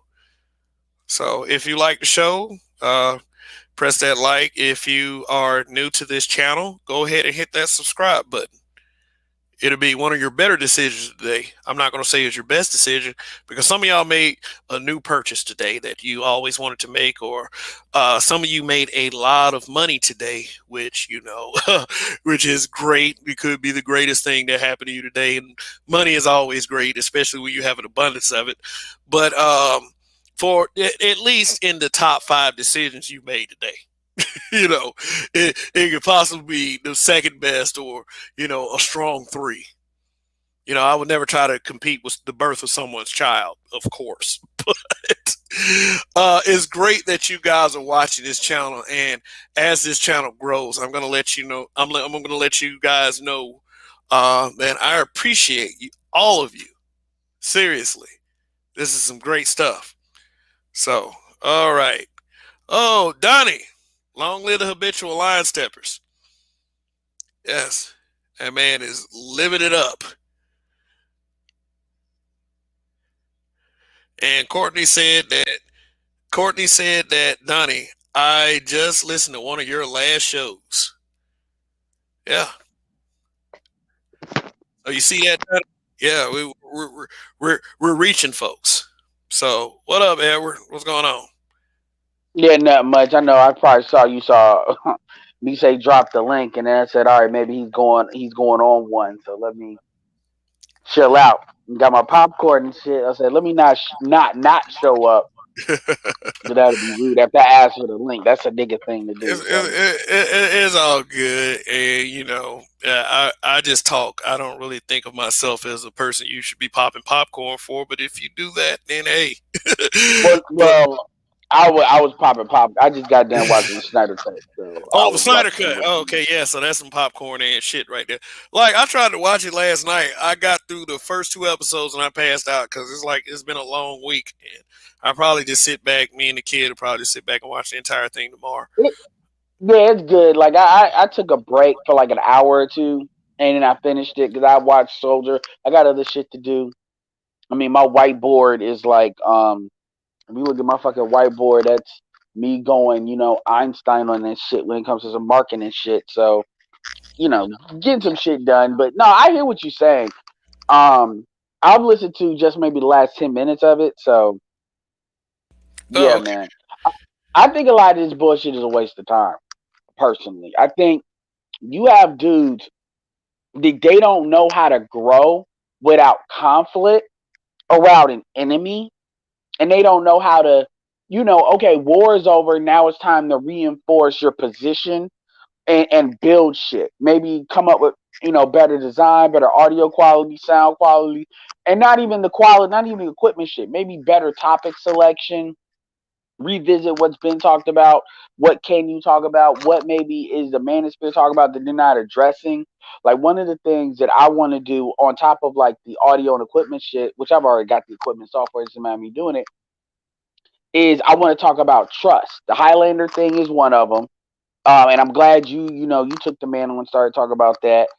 The lack of trust, because I think one of the things that women interpret as men quitting or men not investing, men don't. It's not that men hate women.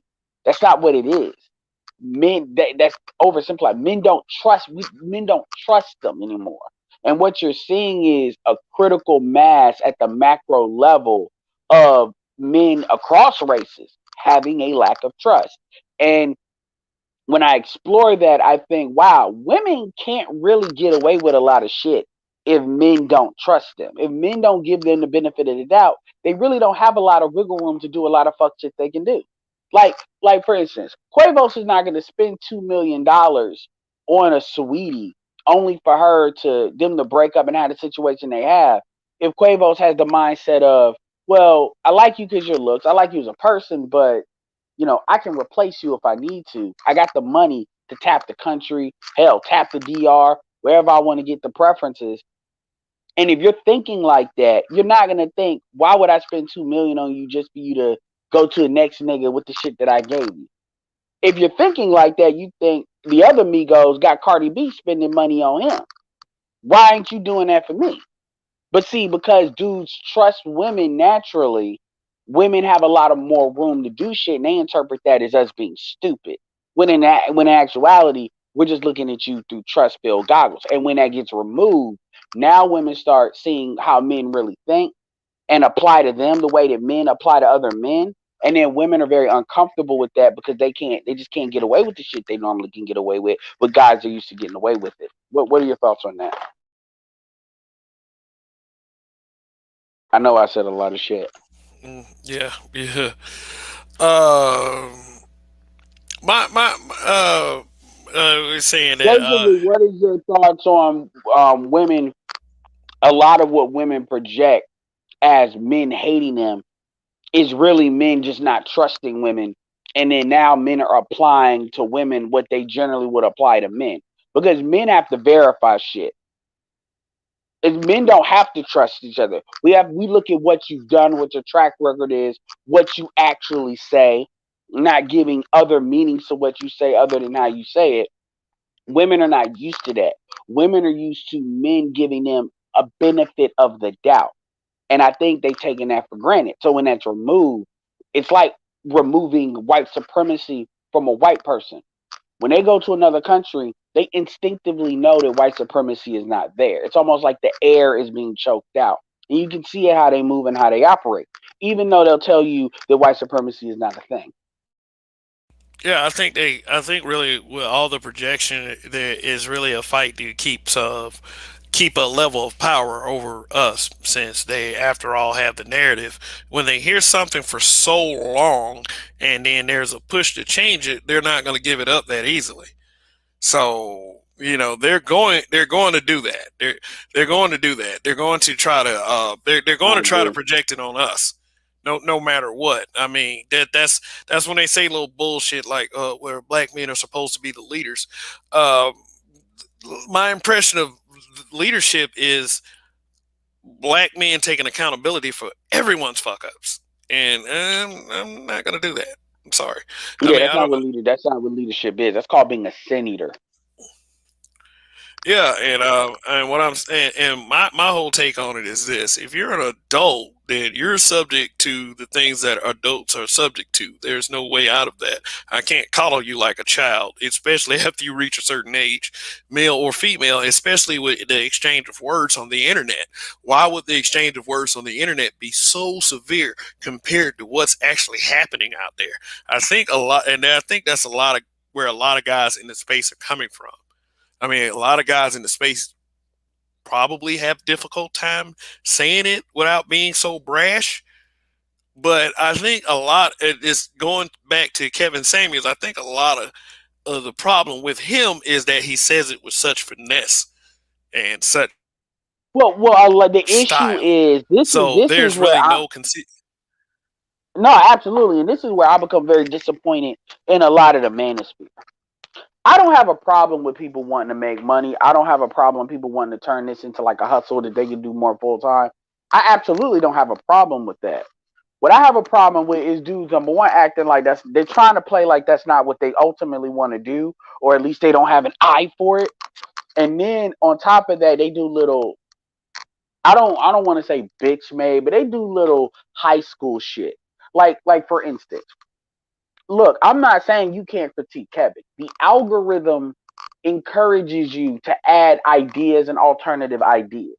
And there's plenty of people out there that have some really good ideas. Like what Kevin says is a high value man. I understand what his definition is for what he's saying, but there's definitely other ideas out there that definitely is to me just as valid, right? Even in this space, and but I don't see that. What I see is dudes trying to low key attack him. You see the people talking about he took their shit.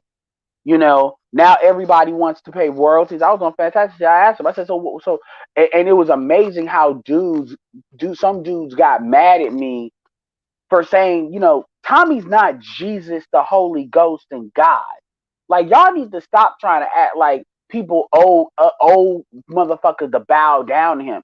Oh well, you wouldn't have this in this space if it wasn't for. That's not true. The truth is, and I didn't even say this on Fantastic, and I'm curious, but I'm gonna say this to you because you have a unique experience with this. You still have a big group on Facebook, and but the group was a lot more active, in the past, right? I guess that's what you used to say. A Yeah, lot yeah, of yeah. folks were At the on group site. Facebook before they really got on YouTube like that. And so when you look at Yep. like before YouTube did video, because that's another thing. As a marketer, I look at certain generations. Like there was generations of YouTube, and there was generations of Facebook. Facebook did not always do video. They didn't know that they were gonna really go after YouTube because video was kind of the next wave. You had Vine, you had other places. So the point is, Facebook was a little bit of a different animal because it was more text based, and it was before people really started coming at Facebook with the censorship started happening. Because this is also before Facebook really got heavy. There was a time with Facebook where the clickable ads wasn't there like that, where like the ad revenue that they make money from wasn't as sophisticated as it is. And so my point is, a lot of this shit was talked on Facebook before it really popped off on YouTube. People like to try to act like YouTube influenced Facebook. I don't think that's necessarily true because there's a lot of folks that they originate from Facebook and then they came on to YouTube. Just like when the blog talk thing, because remember, Facebook got started in 2008, YouTube got started in 2005, but people didn't really come on to YouTube in the manosphere space until like '08, '09, 10. And when they started really migrating from like blog talk or Facebook or to YouTube, Instagram wasn't there yet.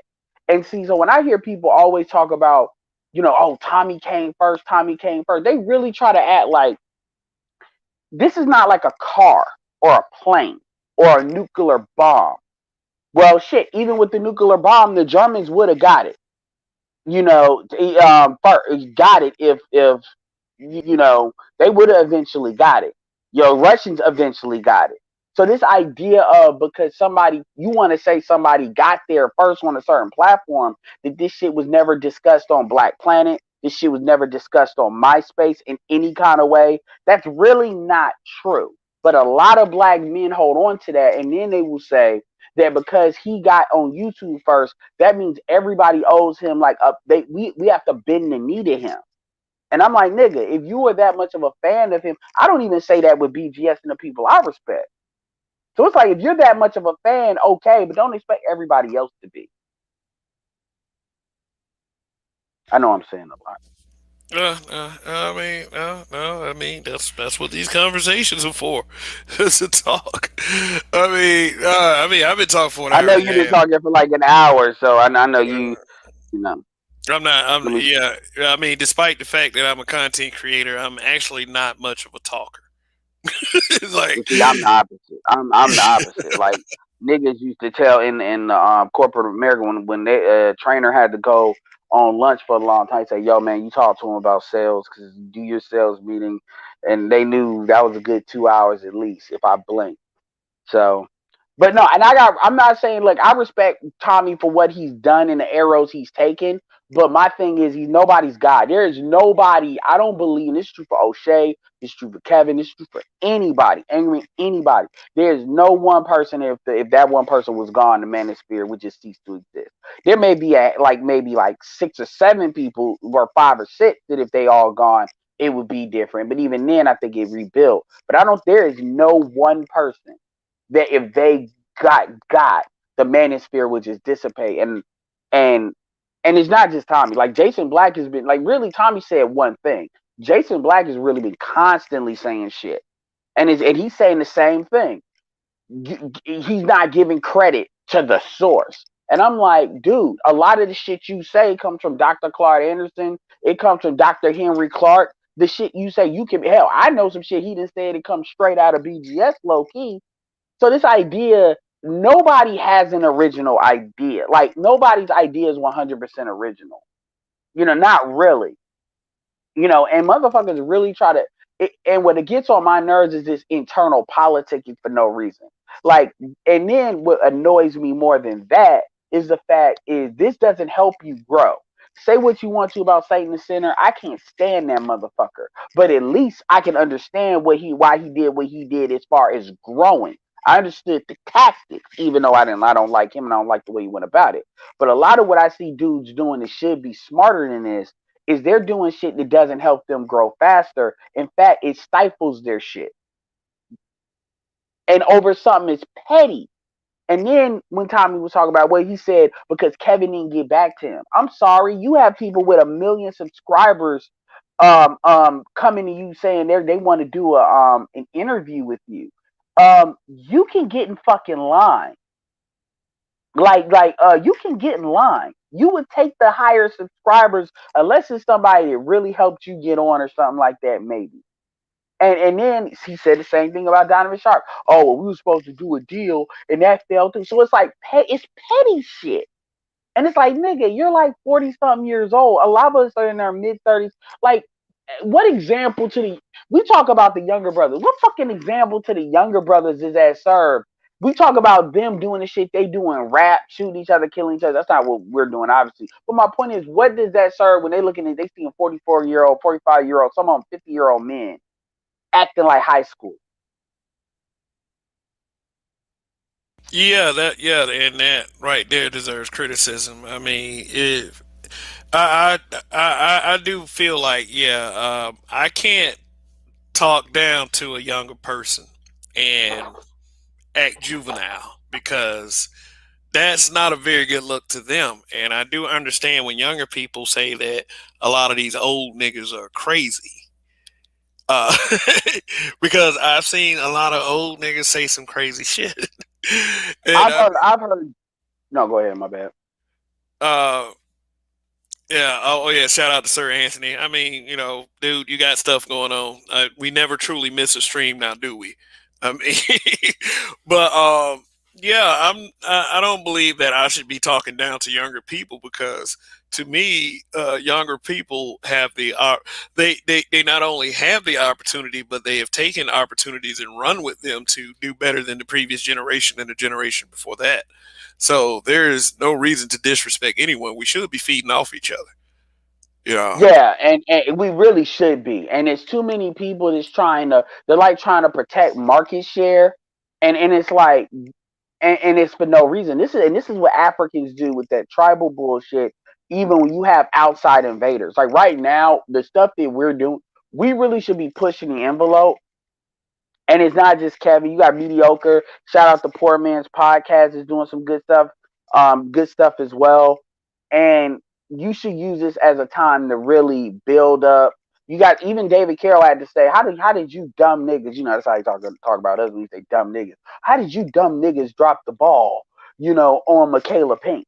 How did y'all just walk up to the line and not push her over when God hit? Well, he don't believe God. But you know what I'm saying? The God that you all claim. That's how he says it. Handed you literally like, you know, four bases loaded, basically a home run, and you niggas just said, fuck it, I'm not swinging. You swing on that shit. And for real. Because you got these level uppers, and then they actually, O'Shea did a video talking about what actually happened. You know what Michaela Pink actually got charged for? What was She uh got charged. So you know what? So what happens is when you flip real estate, you probably know this. You got hard money lenders that will they'll basically foot the bill for a loaner like a private lender rather than going to a bank. And then what happens is they pay quite a few points in interest, much more higher interest loan than like going to a bank, right? So they're getting their interest payments while somebody works on the house and gets the house sold and flip it, in which they get their money back. And if not, they don't. They get the house. They get the house. Well, somehow she did some shit where she scammed that dude out of that, and she scammed that dude out of $30,000. And she probably fucked up and did it to like a white dude to see how fast they moved on her ass and put her on Front Street like that. But basically, she probably didn't even have a house or anything. She made the payment, then she just stopped paying. She probably just got the money, and that's what they got her for. At least that's what she's being charged for. Oh, So okay. she legitimately did some scam shit. It ain't like no small shit. That's some shit. Yo, if I ever see her, you know what one of my favorite TV shows is? It's American Greed on CNBC. Yo, if I see her on CNBC, and they have about 2 or 3 black women on that motherfucker. They got the chick that was scamming a whole bunch of like athletes on the low. I'm telling you, that's like the best episode of American Greed. Damn, damn. But But yeah, she but be finessing there too. Michaela Pink. I will admit myself that I didn't know much about Michaela Pink. I didn't even really know about I April. didn't. I didn't either. I didn't really know much about April Mason, but Yeah. I made a video about her anyway. April Uh, Mason comes from Facebook, so I know April Mason from Facebook. I know Olivia Alexa is not around anymore, but I know her from Facebook. Danica Marie, I know from Facebook. So a lot of these people, like for instance, Six Goddess is stronger on Instagram than she is on YouTube. So it ain't it's a lot of this stuff that's on other social media networks, and people are stronger on others other than YouTube, even though they might have a presence. And that's another thing. We need to grow on more social media platforms, but we can't do that.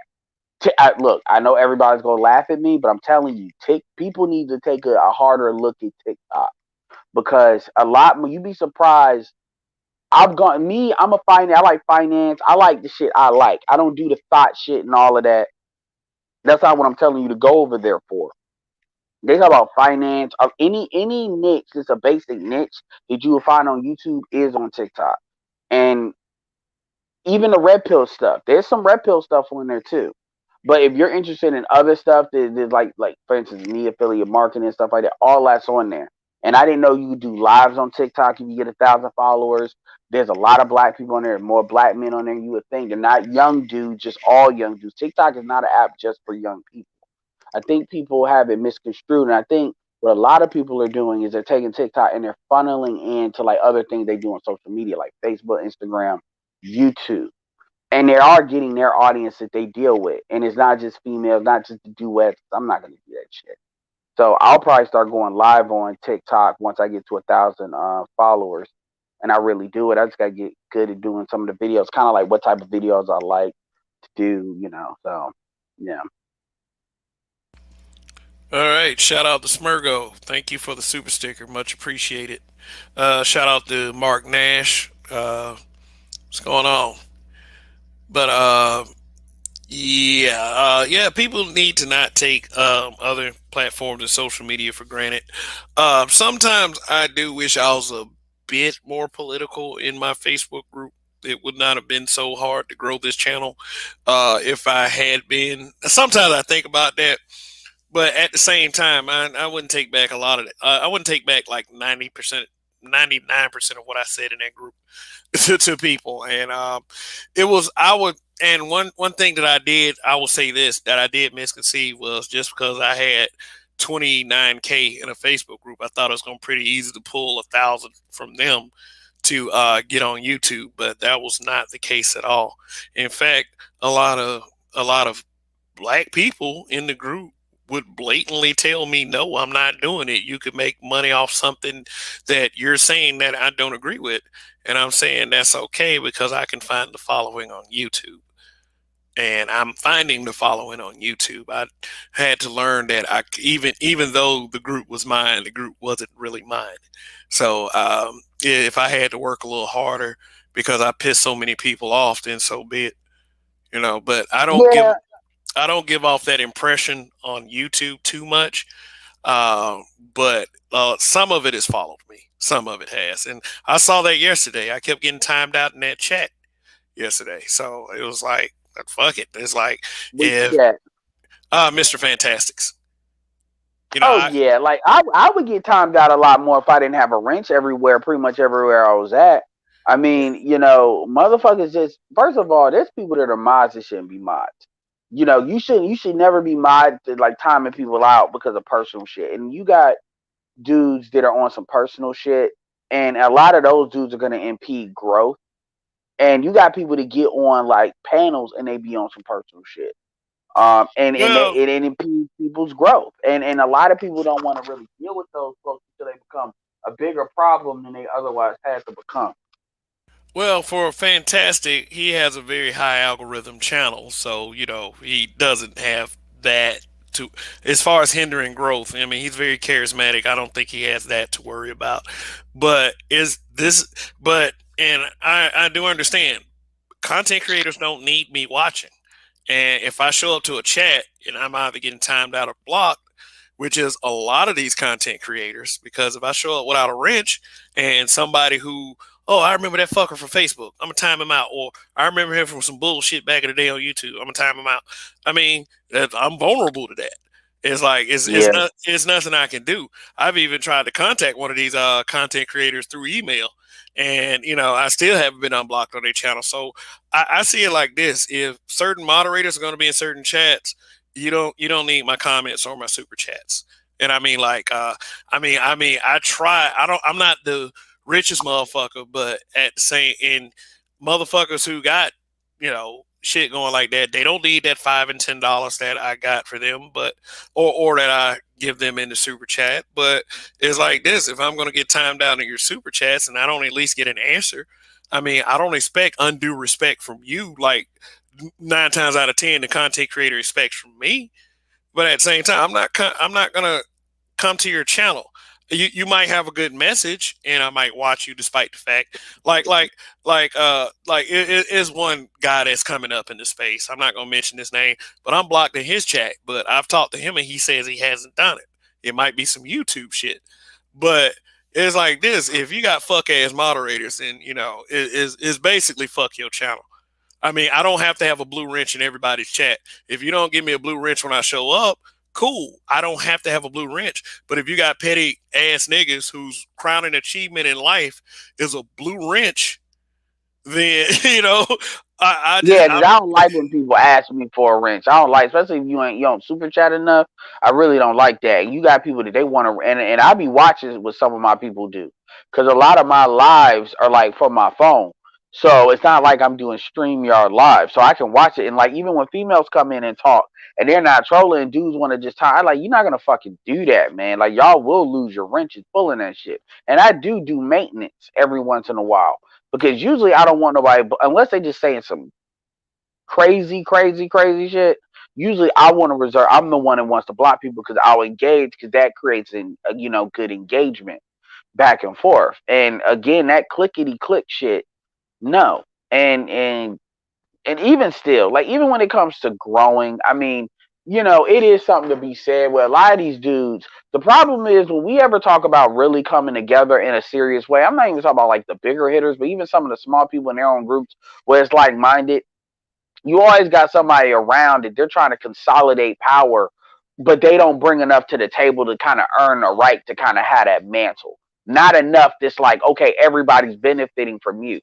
Like I'm even before Kevin hit this stride when he was 120, even if he would have been, I'll even give you an example of a new person.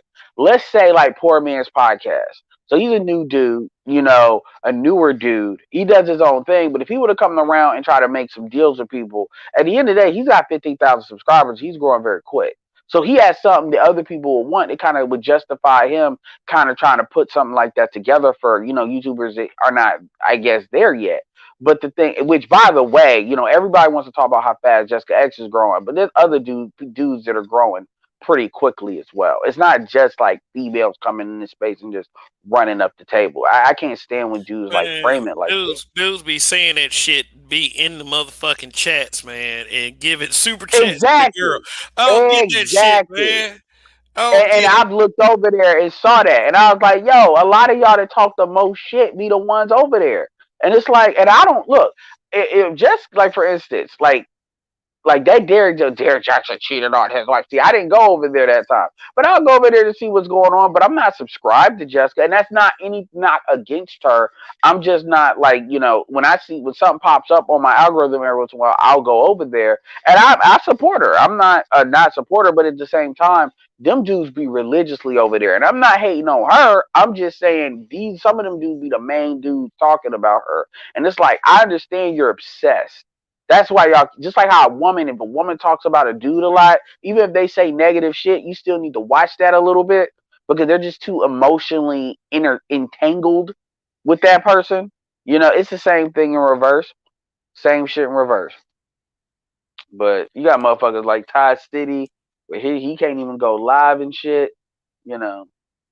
Oh, But at the end of the day, somebody got him. no, some got him, but he got a strike. Ramil's been gone for a minute. Probably got better things to do. But I I have no problem talking about growth strategies, talking about like SEO tactics. We really need to, it's a lot of growth tactics. I think certain people are more tailored to Instagram. I think we need to push a lot of our content in Instagram as far as uploading 5-minute, 10-minute videos, clips. I think there's a lot of growth potential, but dudes don't. The thing is, dudes are not going to be interested in hearing that unless you already there. And by the time you already there, it's like, what's the point? What's the point in talking to other folks and then just giving them shit? That's what it kind of comes down to. All right, let me call this out real quick. Mark Nash, thank you for the super chat. Seems the super chat is only available on the phone. Oh, and True People on FB still slow to get on YouTube. Support the show. Hashtag BMBBH. Hashtag Mark Nash. Hashtag Breaking Beats. And Smurgo, you said that in Edward's chat earlier. No, Jessica X is not king of anything. She may have a high ass viewership, but that's just. And I'm gonna say it just like Edward said it. That's just some shaming tactic. There's some shaming shit they throw at the dudes in the black manosphere just because reasons, So Passive aggression. And it's yeah. funny because it makes them look petty, and it's like, look, I mean, you want to act childish, and that just shows you how seriously folks take it, and it's funny too when people like you know, anyway, like I said, man, like my shit is gonna start being. I'm really gonna start focusing on more. Not saying this is not productive, but a lot of my shit is gonna be how to get people's money up. Opportunities. I know everybody wants to talk about Bitcoin and Forex. I don't have a problem with Bitcoin and Forex. I actually do a little bit of stuff with that. But my thing is, I hear too much like dudes just need to throw money at Bitcoin and it'll just grow, grow, grow. And I'm like, well, I'm glad Ty City finally put a number to it. He said like you ain't got like 2 bands, so basically 2,000 to start. But I'm like, yo, some people ain't got that to just throw at. Even with the stimulus, they ain't got that just to throw it at it. They want a business device that'll make money. And the thing about Bitcoin is you can't necessarily pull your money out. You gotta cash out. It's not like you gonna get all. Especially now, it's not like okay you got into it in like last year in March because if you would have did it even then if you put like 2,000 in it, you would have some money you could pull out and maybe throw somewhere else. You know, people are not trying to hear that. So, and so what happens is people get so enthused. I'm not for telling people a specific thing to do. I'm for going through a lot of different business models, and I may have things that I prefer, and I may push that, but say that there's a lot of different ways of making money, and people may not know what they want to do. Like for instance, on YouTube, one of the guys that I'm gonna start pushing really hard is a guy by the name of Myron Golden. This dude is the truth, and he's a lot stronger on Facebook than he is on YouTube. But the thing is, there's actually an affiliate program behind that because he has this thing, kind of like imagine if Kevin Samuels had like this training course, right? And he had a course where he was talking, he was the face of it, he was the one doing content, and it was like $30 a month. And he said, "It's $30 a month. I'll give you $20 a month to refer people to me, and then I'll only keep 10." And you see how much traction he has now, and that people will watch it. That's kind of like what Myron does, but Myron Golden makes like a hell of a lot more money. Like, yeah, I ain't even get on that. But the point is, his free shit is gold. His free shit is worth paying $100 a month for. That's how good his shit is. Okay. All right. But anyway, what's All up, right. Howard? Howard Eastman, what's going on? Thanks for coming up. You got the floor. Yeah, Edward, fuck you, you bitch. You ain't had no bitch in fucking 15 years, you hoe. Fuck you. You ain't got no Uh, bitch, Edward. Hey, Carol. what's going on, man? Why? Stop, Why? stop letting this motherfucker Edward Anderson on this shit. This nigga ain't had a bitch since they shut down Backpage. Hey, man, look. Listen up, bro. I understand what you may be going through, but I decide what goes on here. So calm down, sir. Just calm. Okay, well, what's the price then? How much you want me to put in the fucking chat to get this bitch ass nigga off your show, man? I'm not for sale. If you want to just give some to the super chat, you're good. But no, bro, I don't let anyone do that. I mean, is try to power play other dudes, and that's just not right. I mean, I heard somebody do that, and it didn't work. So That fucking stimulus check just hit, man. How much you want? Get this bitch ass nigga off your channel, man. off the channel, off the whole channel. I'm just saying, if you want to put something in the pot, put something in the pot. But the conversation needs to move forward, sir. So you can go ahead and excuse yourself. All right, then. Well, you a bitch too. Fuck you. All right. Well, not like I heard that 1,000 times, and you're welcome. Edward, you're on mute. You've been on mute this entire time. Damn, my bad. I was on mute. I was happy that he was around. I said, man, where has he been? That's what I was saying, man. I thought he forgot about me, man. I was like, damn, that nigga broke up with me and decided to stalk another nigga. Yeah. I mean, those are your real fans, though. Yeah. That's a fan right there. And I mean, I kind of let them stay up, but at the same time, I mean, it's gonna be no disrespect toward anybody else. But I always laugh. I always laugh when dudes be like, it takes the chat a second to realize, is he serious? No, he's dead ass serious. He follows me everywhere I go. He hasn't done it in maybe 2 months. I was like, damn. Yo, he got me real good one time, though. And I pulled him up on my shit because he fucked up. He took BGS's icon. I said, yeah. And I was edifying BGS. And I said, yo, man, go on, brother. He's like, hey, well, you a bitch. Fuck you. I was like, but you know what, though? But you know what, though? Let me point this out. The way the chat is responding, like, come on, Kev, you let this guy talk for this long? Like, seriously? It wouldn't have been that bad if they would have heard. They didn't hear me talk. They didn't hear me talk. Otherwise, they would have talked. But man, that shit don't bother me. Yeah, and I mean, it's whatever. Guys like that don't threaten me. I mean, seriously, but it does let me know the level of the chat, and that's reassuring right there. So y'all give yourselves a pat on the back. So, what kills me about stuff like that is, I mean, honestly, I'll give him credit for being honest. There's a lot of dudes that's like that, and they just do the flag shit and do the stupid shit, but they have those feelings, and it's just interesting. It's interesting, especially you was talking about the pro black shit, and that's another thing, man, that we'll talk about too. Like, a lot of it is sexual politicking. That's actually another term that I wanted to take off. I don't give a fuck if I get credit. I just wanted to get out there. Like, shit, Kevin can take my shit. I just wanted to get out there and change the game. Sexual politics, a lot of what black people do when it comes to all these isms, like ADOS, pro-black, it's black love, it's all sexual politicking. And I want you to understand, when I say sexual politicking, Kev, this is what I mean. I got a question, Kev. Have you ever been approached by a network, like by somebody for a network marketing MLM business? I'm going somewhere with this. Network marketing. If no, not really. I mean, if but you know what it is, right? Yeah, I know what it is. You know what the reputation is, right? Which is not a great one, right? Not really. Exactly.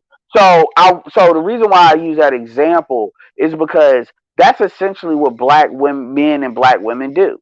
Is they're always sexually politicking their fucking genitals. Everything women do is designed for you to get. I'm talking about in the black community. Everything black women do is designed for you to give a higher price to that woman than what it's worth. No matter how much it's been used, no matter what current condition it's in, the packaging around it, aka weight, attitude, all of that. And an effective way of doing it is not doing it directly, but doing it indirectly, which is doing it by talking about pro-black, talking about black love. And so when you hear things about black love, it's like, look, man, I'm all for black love. But these issues, like these trust issues that black men and black women don't have, the things that we talk about, you're not going to just black love your way out of it. You're not going to just alpha your way through it. These are things, clauses, and addendums that have to be worked out. When the founding fathers, I know they were racist white folks, created the United States of America, it almost did not fucking happen. Because they had to stay in that motherfucking thing for 3 days and hash that bullshit out. Right? They fought, and a lot of them was like, "Fuck this shit! I'll just go with the crown. Fuck you, white motherfucker." It almost didn't happen, right? My point is, black people think we can just skip all that and just magically come together, and that's very childlike. Why can't we all just get along? Black love needs to prevail. Pro-black, we just need to come together. I'm like, yo, have you ever fucking asked why we don't? I mean, have you actually sat down and really thought about it? I'm not talking to you, but somebody that says that shit. It's like a child looking at mommy and daddy. Why are y'all fighting? I don't understand. But you don't understand that your dad just caught your mama cheating. You don't get that because you don't know, because you think like a child, because you are a child. That's how black people are, and we got to get out of that. Yeah, I agree. You can't just. I mean, people would rather take a comfortable lie than an uncomfortable truth any day. Uh, Yeah, and we're horrible about that. Like we are horrible about it. And make no mistake, black men are bad about that too. Like it's not. oh yeah, I think like you see what that nigga was doing here. I mean, shit. You tell him too much truth, these niggas go insane. They think about it. It's a Friday night, and he ain't got nothing better to do to come on this motherfucker to create a new icon, create a new name. Well, it's easy to do that on StreamYard, and then come up here. And then think about it, Kevin. Like your channel is a good channel, but your channel is not like a 7,000, 8,000, channel where the algorithm is blowing it up. Mine isn't either, right? So you got to do some work to find this shit. You got to be looking for where I'm at. You got to. It ain't something where it's like, oh, let's just pull up the usual suspects of people that have live streams. I be going to like obscure channels in this month. That motherfucker be finding me channels that a lot of y'all don't even know about because I don't share them on my main channel. That nigga like so it tell whatever. yeah. Putting up an effort is kind of weird. I mean, following the motherfucker all over the place. Now, if I just don't like you, I'm just not gonna fuck with you. It's like I'm not gonna be obsessed with you. Especially if you're another grown man, because that's suspect to me. Not gonna be obsessed with you. If I don't like you and you're another content creator, all I'm gonna do is whatever is in my ability to destroy your talking points. It doesn't have to be an Or attack. It doesn't have to be an attack on you. Now I know I called old girl a stupid bitch last week, but I felt like that was warranted because that was just the Alabama in me. a stupid bitch has a meaning. So Say I what? mean, Uh, just being a stupid bitch, you're being a stupid bitch. Like I mean, I'm just like you being a dumbass nigga. It happens yep, it anyway. happens. So what's up? Smurgo, Mister Rappers got more clout than NBA players. Tell that to Quavos. Yeah, tell that to that guy. What's up, Kev? What's up, Ed? What's going on, Kanye Smurgo? don't count. Tell that to Kanye, even though look, do y'all believe Kanye worth $6.6 billion? He could be. I'm not saying I don't believe it. I'm just asking y'all opinion. I mean, why report it if it's not true? $6.6 billion. Like, yeah, that That does. is true. Why? Well, he That is a is black I man. mean, do you know about his mega churches and shit?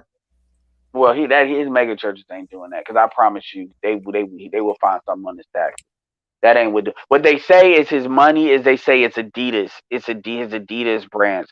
Yo, did you know Adidas? So y'all know how like Star Wars is under Disney, right? Yeah, yeah. I just want to say this. Okay, did y'all know Reebok was under Adidas? No, I I didn't. Like didn't know Reebok, that. like Adidas own. I don't mean like they kind of own them, like 30%. They own I Adidas did. like Disney owns Marvel. Yeah, I heard about that deal a while ago. Now that I think about it. Like Yeah. something happened where they got it, but they didn't want it, so they're trying to kind of offload it. And now this makes a lot more sense as to why. Because I'm like, look, Master P got some paper, but I'm like, I didn't think he had no paper to buy no couple $1 billion company on his own, or even with a team. I was like, okay, so they trying to get rid of Reebok low key. So he it might be a lot more legitimate. I hope he get it, but man, I know his Yeezys sell, but and look, man, I'm happy for Kanye. I've been saying Well, for a long time in this space, Kanye would be worth $1 billion. People said I was stupid, and you I gotta was like, understand, Kanye capitalized off them white boys. So that's well, That's yeah. mostly yeah. So that's where all the money is. I Well, a don't lot of find it most hard to rappers believe. capitalize off the white folks, and most of the bigger ones. But I get what you're saying though with the shoes and all of them Yeezys. A lot of them flippers are white, and yeah, Lupe Fiasco was the white boy's choice too for a long time. But he just had to talk about the Jews, man. I mean, He, Kanye he still get fucked respect with up. the brothers and shit, but white boys really still be feeling them hard these days. Like, you know, he really changed demographics almost, so it makes sense to me. If he, especially with his mega churches, he's really versatile behind the scenes. Like, But you he's keep not. going back to the mega church, yo. That mega church is not a big source of money. What no, but what I'm saying is it gives him that publicity with the white Okay, boys. Yeah, I'll give you I'm that. not saying the I mean, church gave him you money, really think it's the mega church giving them? I think it's more his. I'll give you that. I'll give you that. I'll give you that. Sure, but also because it does. I came Yeah. I came up here to um you really underestimate the low intelligence of black men. I really No, think I you don't. do I just don't want to beat up because on black men all the time. But go cause ahead. look, the dude that comes around always cuss you out in the chats and shit. You hurt that man's feelings. There's no telling what you said, but think about the other day when you was like, when you was like, some of y'all mamas ain't shit. It was probably a dude in your chat that took that seriously and literally was hurt by that shit. Like, man, I'm gonna go find this nigga Edwin. I'm gonna beat his I'm not head. the only one in the I'm not the only one in the manosphere that's ever said that. Like, but I get what you're saying. Now I will say Yes, this that I said the other day, and I'm curious to what Kevin, what your perspective is on this. I said that if somebody did something to your daughter, like molestation, what most men would do. We're not debating that. But if you found out a female did something to your daughter, what would you do? And I said most of these niggas, real talk, they would not do this. They really wouldn't know what to do. And I said even if you come off the molestation piece, I was like that was a little bit heavy. If you found out that like a bitch sliced I'm talking teenage daughter's like face, what would you do? And especially if the law didn't really do what you thought they should do, because they be real light handed on females, even with assault, you know. And I said you niggas wouldn't do nothing. I said that a lot of you niggas are incapable of protecting women from other women to the point where you all can't even tell the bad women from the good women. And I said that's a big problem in this space. Yeah, I was going in that day. I was going in. I was on my you David was Carroll going attack. off. But I know dudes in the chat was really like heated. Like, not But probably where not the was I? chat. Where Just was feel I where lying? you weren't lying. That's the thing. They don't care if you lying or not. That shit, Hey, the don't be truth hurt. mad at me. The truth hurts. That shit, Hey, the truth hurt. That hey, shit really hurt a brother. When you they hear get the truth, tell a nigga his mama ain't shit to his face, bro. You gonna damn. Well, I number no. Number one, I wouldn't. No. Number one, I wouldn't do that because like that's like me. Yeah, I stay out of shit. But what I'm saying is, the only thing I've said when it comes to that is I've said that don't look at your mom like a god. You need to start looking at her like an adult and accept her for who she is, good, bad, and otherwise. And I remember Platinum was like, "Nigga, are you gay?" I say no because the thing is, Yeah, a lot of you niggas are looking at you whoa. bitches. yeah, that ain't gonna A Here you fly. lot go, of you, speed That's gay. that is not a gonna lot of you, fly. and Key, a lot of you niggas is looking at bitches through the eyes of your mama. You looking at them like they're. That's why they say your mama black. What do Exactly. you think they're channeling when they say that? And Edward, what you represent to these dudes, real talk. You was like in their eyes, you the last motherfucker that be saying anything about women, and that's why a lot of them be mad. Like they be like, "What the hell is this nigga? Who is he?" That's why he brought up the bitches. It's like they perceive you as a nigga that don't get bitches. So like, why is this corny ass, lame ass nigga saying some shit like that? Not saying you is or anything. You a cool ass dude, but these dudes like that, that feel some type of way about that shit, they have a perception of you where you shouldn't even be Well, talking I about mean, that the shit. truth. Well, here's the thing. BGS has kids with multiple women. His son's an alpha. His daughter definitely, has gotten marriage proposals. BGS is, if you actually look at BGS's, like, I thought I had high standards. His shit blows mine out of the park, and he says the same shit. So, like, this idea, and that's another thing. This idea of, see, think about what you just said. What you just said is you're not getting bitches. Let me tell you something. The bitches I didn't think this, but the females that I get will have a nigga mad at me. Who is this short Exactly. ass nigga? Who is this short ass nigga Exactly. to be with this bitch? Oh, hold on, let me say so you can see my fucking face. This light skinned, brown eyed nigga, of course she want that even though he fucking short. That's what that is. And I done had that's niggas get mad at me. And I'm talking that's about dark exactly my skinned women, point light skinned though. women. That's Well, that's a exactly my personal point. problem. I And don't give a fuck. niggas like feel they as they take it personal, man. Like I'm just saying, man. Well, Like they can. They can. good, Well. The they thing can't about it is, they gonna take it personal. some of them dudes really Understand? wish they could like do something to you, man. It's crazy. Like you put yourself out there in that position. It's like you No, no, actually no, no. pretty Well, damn king. Smurgo. Smurgo. Understand something about me. And that's why, like, you've heard me say this in the chat, and dudes get mad at me and they say, oh well, I ain't real. I've said, like, I will never put my, like, when nigga, oh, let's meet up. No, fuck you. There's only like a handful of people that's got my phone number. Sub 03639 is one. MOT is another one. O'Shea's another one. It's a couple of more. A couple more. I will never, and most dudes, I will never. It's only a couple of dudes I would ever meet up, and it ain't gonna be in no group. It ain't. It's not gonna do that. And it's a couple people that live like not too far from me. Angry Man is like goddamn like 15 minutes from me. Like not even that. He's very. He's like two eggs. Like 2-3 exits. Like literally, he's that close. And if I were to give him like a marker, he would know exactly. I'm not talking about him personally. I'm just telling you that's how close these people are. Fucking Artie Idmore is not that far from me. He's in Raleigh. So and those two dudes are cool. But my point is, when some of these, I will never get into a situation where, oh man, let's do a show in real life. Hell to the no. Now I do that with my affiliate marketing business and stuff like that. But those are different people.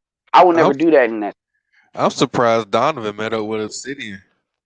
That was some crazy shit to me. Well, Donovan, well, Obsidian, I could see that because Obsidian, what is Obsidian? Not saying in a bad way, but Obsidian, that's Obsidian, and Donovan's got a felony, and I say that because he has said that on his channel, so that's public information.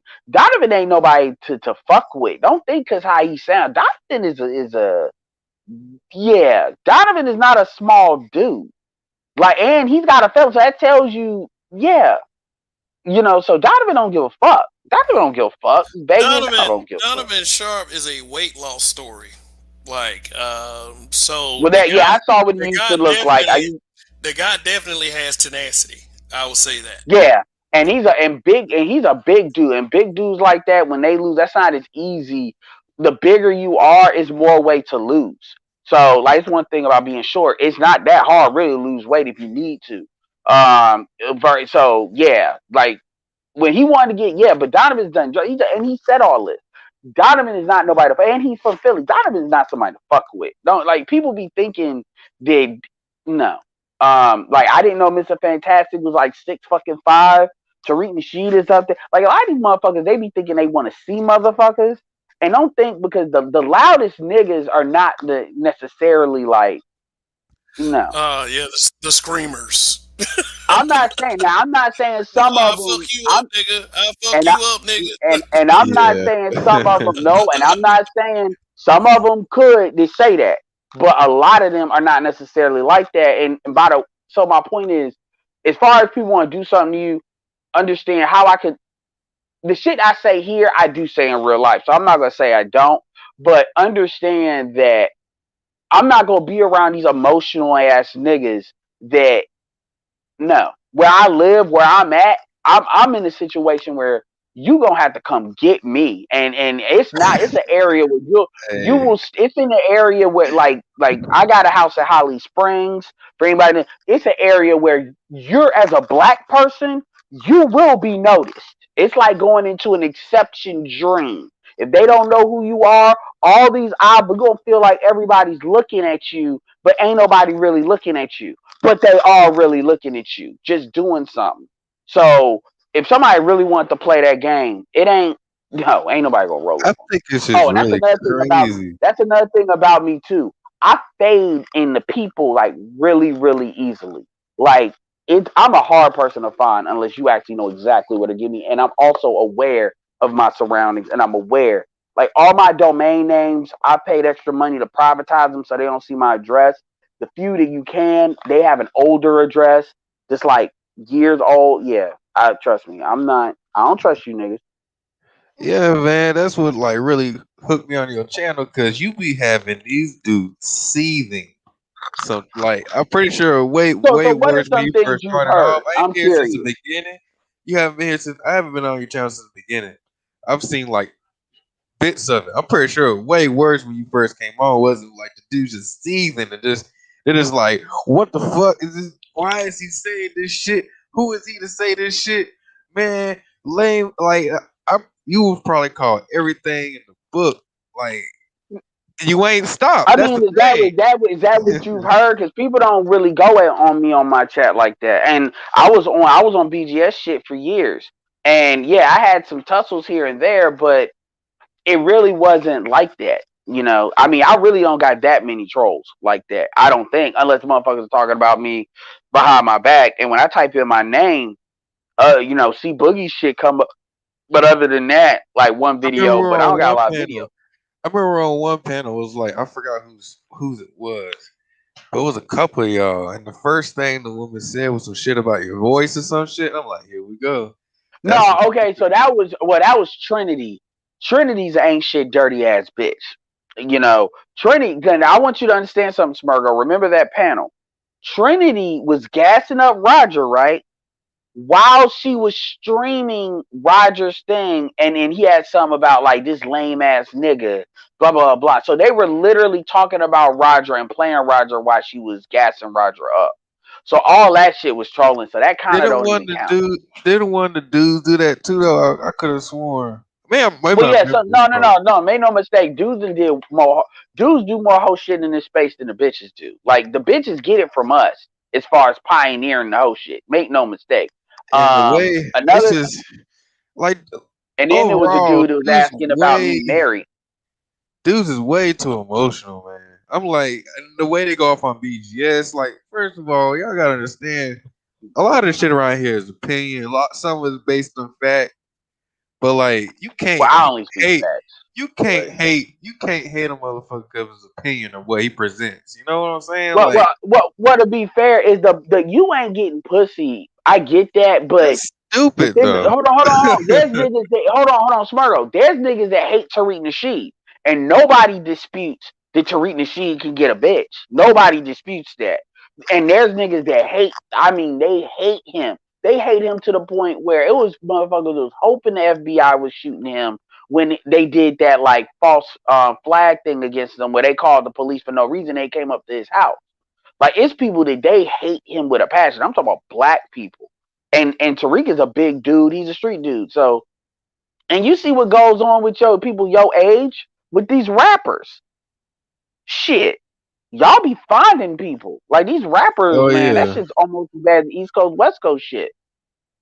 Yeah, I don't that I actually stopped like club promoting and all that shit, like hanging out with dudes my own age. I did that shit a while ago because jealousy is crazy. Like I was pretty much I'm a low key dude, but niggas was hating from like behind my back when I was like in the club promoting industry and shit.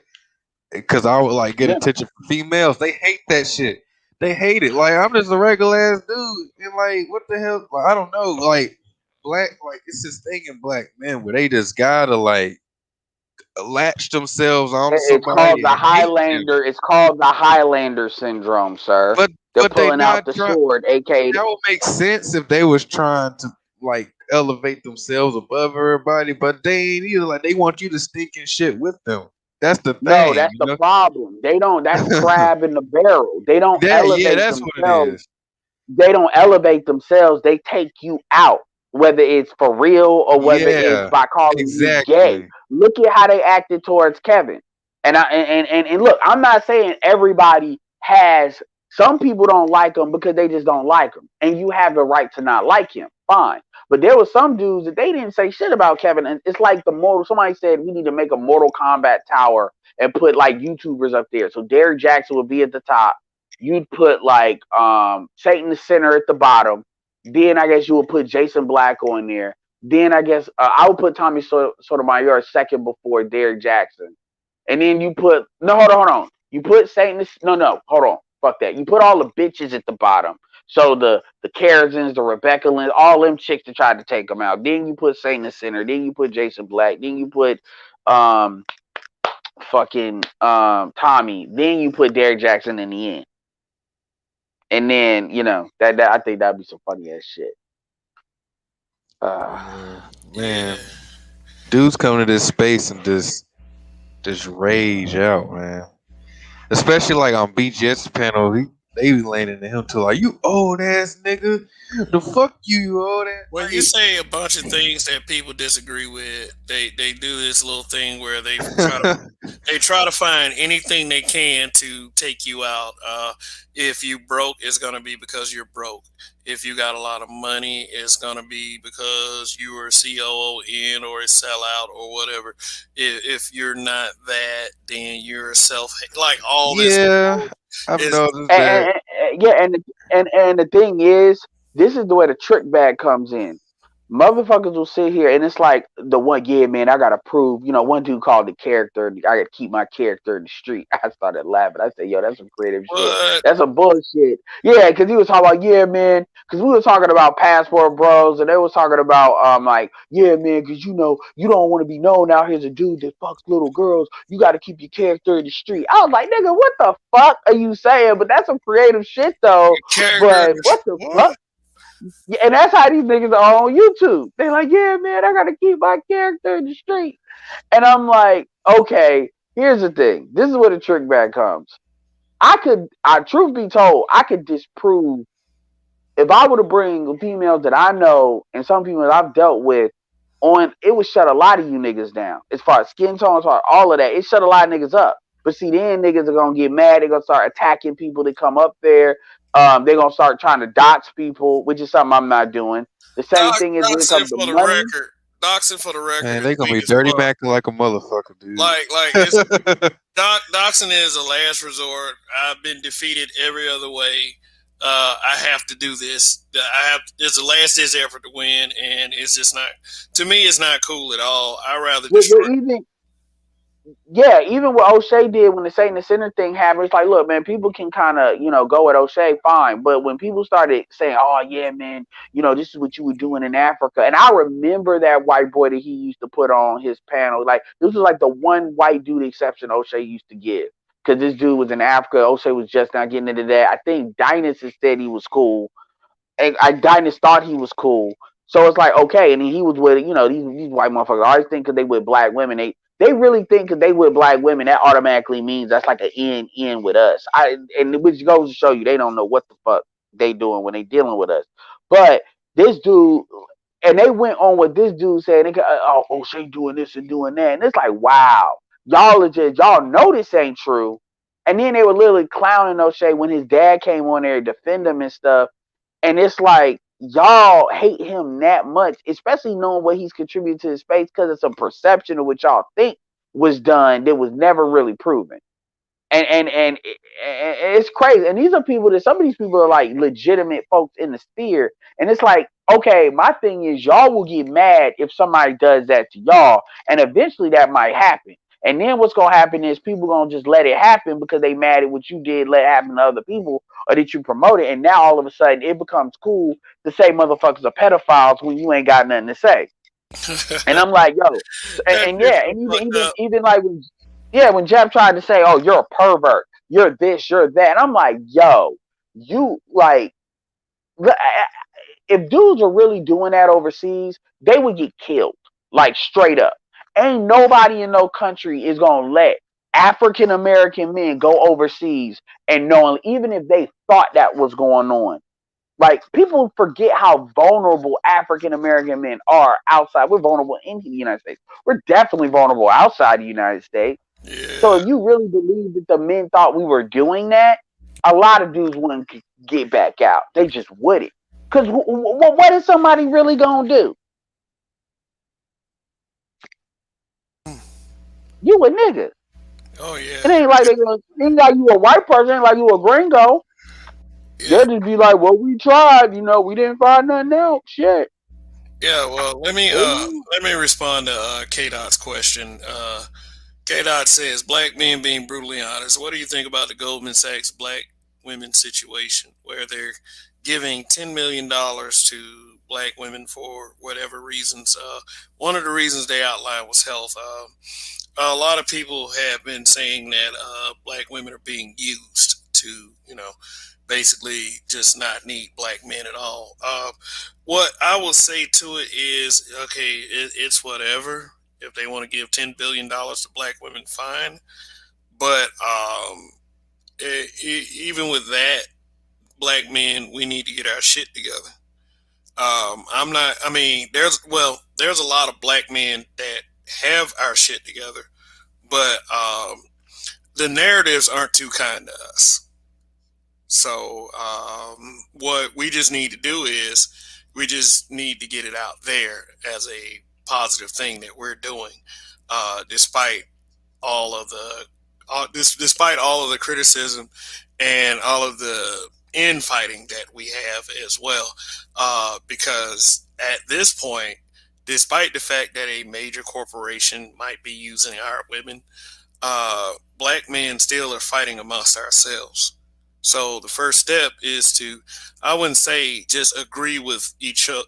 We need to agree with each other on everything, but a lot of the infighting is bullshit and unnecessary. And it's like I state all the time, it's a lot of that Highlander complex too. So while we're worried about what they're doing for black women, black men probably need to start worrying what black men can do for black men. And I'm not saying that's a requirement. I'm just saying that when you see stuff like this, we need to understand the situation that we're in, or we're attempting to put us in, because they're going to accept handouts, whether we like it or not. They're going to Yeah, and do it. I'm not saying they shouldn't accept it, but what this shows, the thing that needs to be understood, I think of the Ice Cube situation where Ice Cube said, aren't black women black people as well? And all them women instinctively said no. And they, in their minds, they are really operating like, if you give money to black people, and that's what I would have asked all of them. So are you telling me that black men get almost like the same amount of money for us specifically as black women when money is thrown to the black community? Is that really what you all are saying? But how do you because the way they instinctively jumped up like that to say no, black women don't mean black people was crazy to me. So when you fast forward to this shit, you know, well their it's all, group. yeah, they're their own group, and Yeah. it's not So about tit for tat. It's go ahead, Swindle. how okay, so I got a couple questions based on that. I was actually talking about this on Hammer's panel earlier, but he deleted the video. How do you qualify for the Goldman Sachs money? Just be a black I woman, mean, right? well,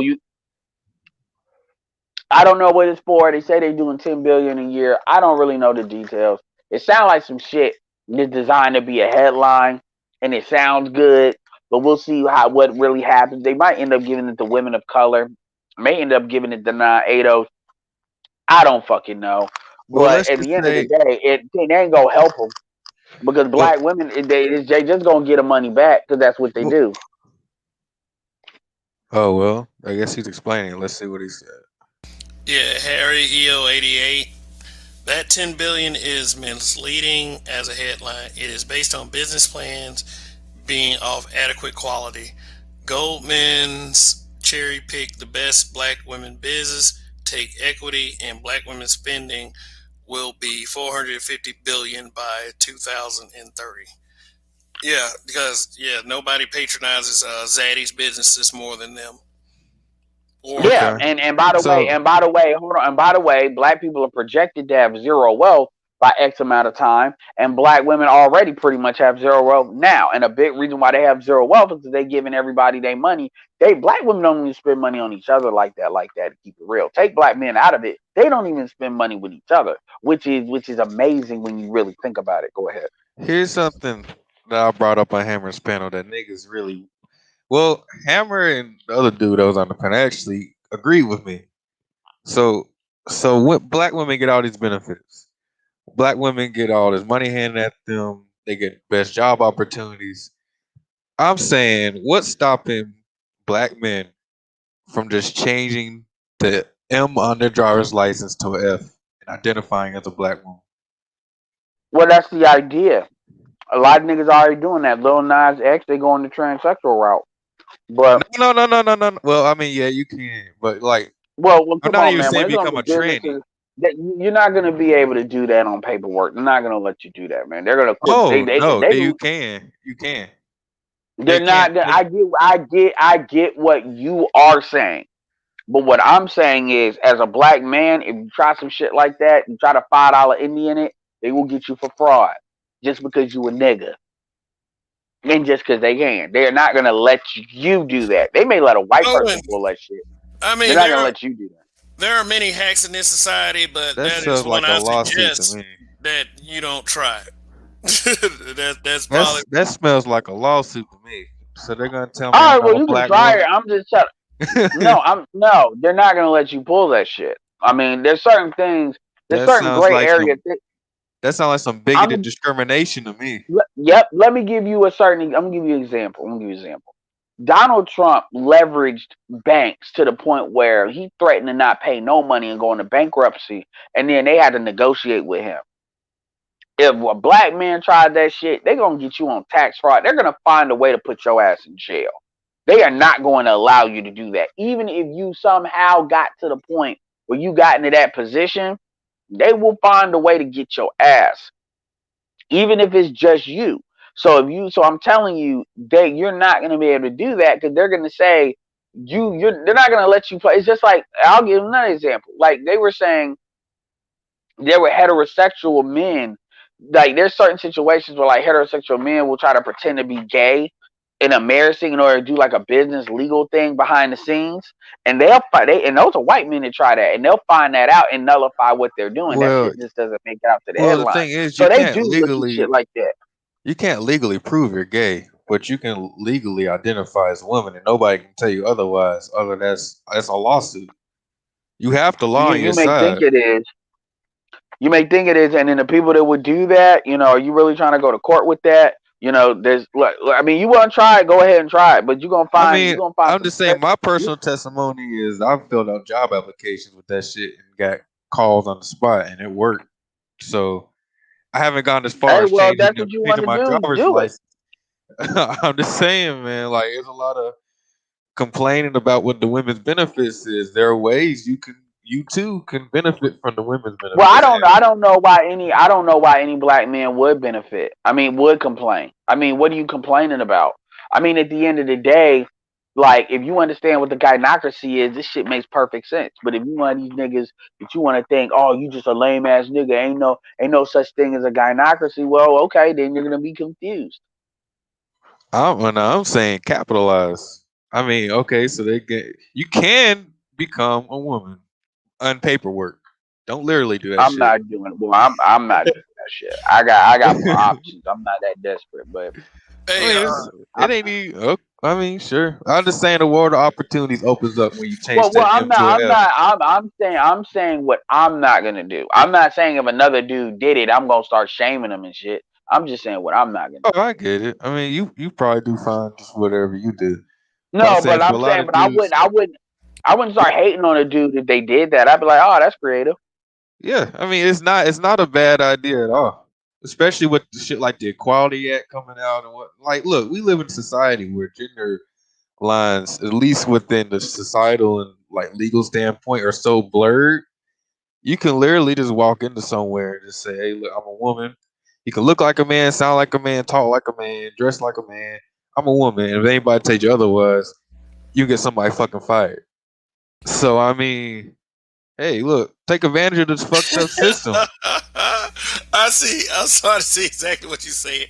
How can they? Yeah, How can like they deny you what you identify with? yeah, exactly. That's exactly my point. You don't actually have to be trans. You don't actually have to be a feel. You ain't got to think or feel you're a woman. You just got to say Hey, this is it. how I feel inside. Yeah, exactly. And nobody can tell you otherwise. You can get all the benefits of Hey being a man, woman. is it? No, I'm not. Like I said, I'm not hating. Anyway, I got a hot ball, but yeah, that's an interesting thought, man. Somebody Word. needs Yeah, to try it. man. Yeah, and get back to us when you do. Let me respond to Harry EO88. He said, "Oh, I forgot to add. Goldman Sachs supported the Democratic Party Biden due to the stimulus package he promised in the event he won. GS told their clients Biden would be good, and their ex-president donated." Interesting. K. Dot. At black men being brutally honest, where do you see black men and black women in 2030? And not in a good spot. If it keeps going like this, not in a good spot. That's what I'm going to say. Hell, if And oh my bad, my bad. and I mean, like, and you can say that social media is having an effect on that. I don't think it's social media's fault. I just think it's de-evolution. I think I think that we're going a very fucked up, idiotic way, and we're not doing anything to stop it in our own personal lives. And we reflect that like it's social media's fault, but no, it's a reflection of real life. These motherfuckers out here is their fault. That's one thing that people have to get through to their heads. All this shit happening outside is those motherfuckers' fault. It ain't got anything to do with what social media is saying. I know that's kind of a extra point that I'm trying to make, but it's social. If social media is any reflection of what goes on in real life, which I kind of think low key it is, then we are in deep, deep trouble. Especially with the up and coming generation, they're not putting up with these attitudes. They're not, and a lot of these girls, they're not getting saved like they think they are. So it's like I Yeah, hope I hope we do better. yeah. Just like honestly, operate this system how it benefits you. Whatever you got to do. Like yeah, as far as the position of black men and black women in 2030, like who cares? Like it's long been gone. You need to consider. You need. I'm not saying you're on a hyper individualist. Like it's only you. Care about your immediate family, people in your immediate lives and shit. But as far as a community standpoint, you need to really be like you need to dead that in your mind because the way society is going. Look, the fact that I can even make the point that you should just say you're a woman and receive the benefits of a woman, and it makes sense. Come on now, society isn't built for communities and shit no more. It's It's not nothing. Nothing. Western society. I kind of Yeah, disagree with that. we're in Western clown society world. is not built for a black community because other Yeah. communities can proactively come over here and work. There can be white communities, there can be Mexican communities, there can be there can be Irish communities, Amish communities, Native American communities, LGBT communities. When you start talking about black community, there is so much pessimism and negativity behind that shit. A lot of people say there's no black community, which I have a tendency to agree with because of the way we act toward each other, this unforgiving nature, and then projecting it like it's not, we're not doing it. It's that it's impossible. It's almost impossible to call us a community. This community is not conducive for blacks to work, and if we ever so get sucked into it, all we're gonna do is make excuses. Yeah. Like like when they drag Kevin Samuels for like the 100th video, then somebody comes in and decides, hey, you know what, Kevin Samuels is not that bad a dude. Here comes Kevin Samuels sheep. yeah, it's not conducive internally or externally. So you need to consider just protecting what's in your immediate grasp and your immediate self interest. Yeah, absolutely. Yeah. It's like oh the only black women I care about are the black women in my family. Like I just had like a I have two, said that three, several 2 or 3. times. Yeah, I just had a 2 or 3 hour conversation with my younger cousin about her startup business. I mentioned in the chat. She has a good business. She has a business. She's promoted on her TikTok. She got over 1,700 views, 17,000 views on her TikTok video. She's doing pretty good for herself, and I might actually just help her invest because it's a good business model. It's very no feminine health type of thing. So, and it's actually a pretty good business, and we will all like our family will all grow and help each other grow from that situation. Look in your immediate. Stop making society's issues your issue. I mean, it's good to talk about it, but Yeah, like you I like would. don't a lot of people put too much credence in these different things, but like these global like huge societal issues and shit. Don't let that shit stress you out because literally it's nothing you can do about it. Don't Like don't nothing. don't don't let it stress you out. But these conversations really are preventative maintenance for the people that you care about. Like, if I say anything about black women, and it's only because I don't want you bitches embarrassing yourselves for people like my daughter, who is 6 years old and grows up in a world that she's very impressionable with. So if you see other black women acting ratchet and they think it's okay, and my relatability to her is going to shrink as she grows up, then she's going to think that some of that shit is right. And I mean, myself as her father, I take full responsibility for however she turns out. Even though I feel like her mother needs to do that same thing, and her mother does understand. Um, but y'all, you keep saying black men need to lead. Y'all want black men to lead. Well, hell, you know what? When I take up a leadership position, which I mean, not saying that I lead any of you in that chat or any of you that got eyes on this broadcast. There should be no complaints when it comes to at least my own child.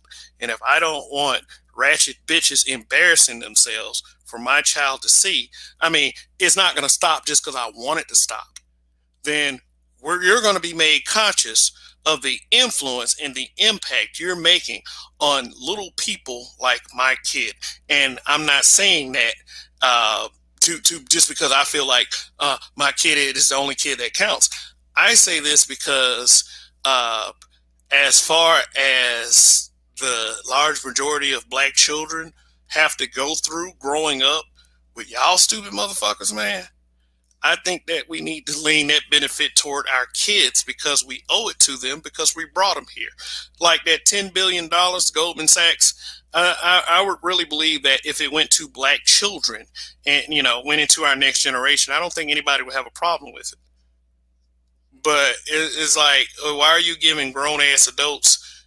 Why are you rewarding grown ass adults for fucking up, for having kids they can't afford? Which that's basically what it boils down to. Because when I heard the health, I'm like, yeah, this is about kids. It's about them having kids. But the focus, like I said, for stuff like that, focus on the kids, man. We as men know that when we get ourselves in trouble, we have to dig ourselves out. And it's embarrassing for us to fail automatically. Like it just, I'm just saying. This is why I speak the way I speak sometimes because it's preventative maintenance. I'm tired of us embarrassing ourselves. Yeah, a lot of dudes want to feel like they look at these societal communal issues and they say, "Oh, I want to fix it," because they want to feel like a pillar of the community. Kind of like they want to see what angle can we tackle this and look at this from to see like how can we make the overall situation better for everyone. And when that's not gonna happen, like me personally, I'm I'm in a situation where I know my immediate family, like my cousins, they look up to me. My brothers do, like, so I have a responsibility to them. I have a responsibility to my family, the people in my family. I have a goal and a mission I have to complete for the people in my immediate life. And even they turned on me. I still have immediate goal and purpose for myself as well.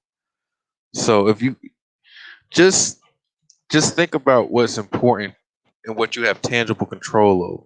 You don't have control over the future of black men and black women in 2030. You know what I'm saying? And I understand it is interesting to think about from a perspective. What's his comment? Well, if you want to be literal, Oh, if you're gonna be literal, the black race is dying off. Like we can go into that. Like, yeah, we're dropping like a percentage every couple decades. So if you want to say literally where we're gonna be, we might not even be here because we're being replaced by the mixed community. Yeah, yeah, yeah. You talking If about that's what he meant, like literally, like if you weren't talking about relationship, you my talking about my literally thing where we're is gonna though. be.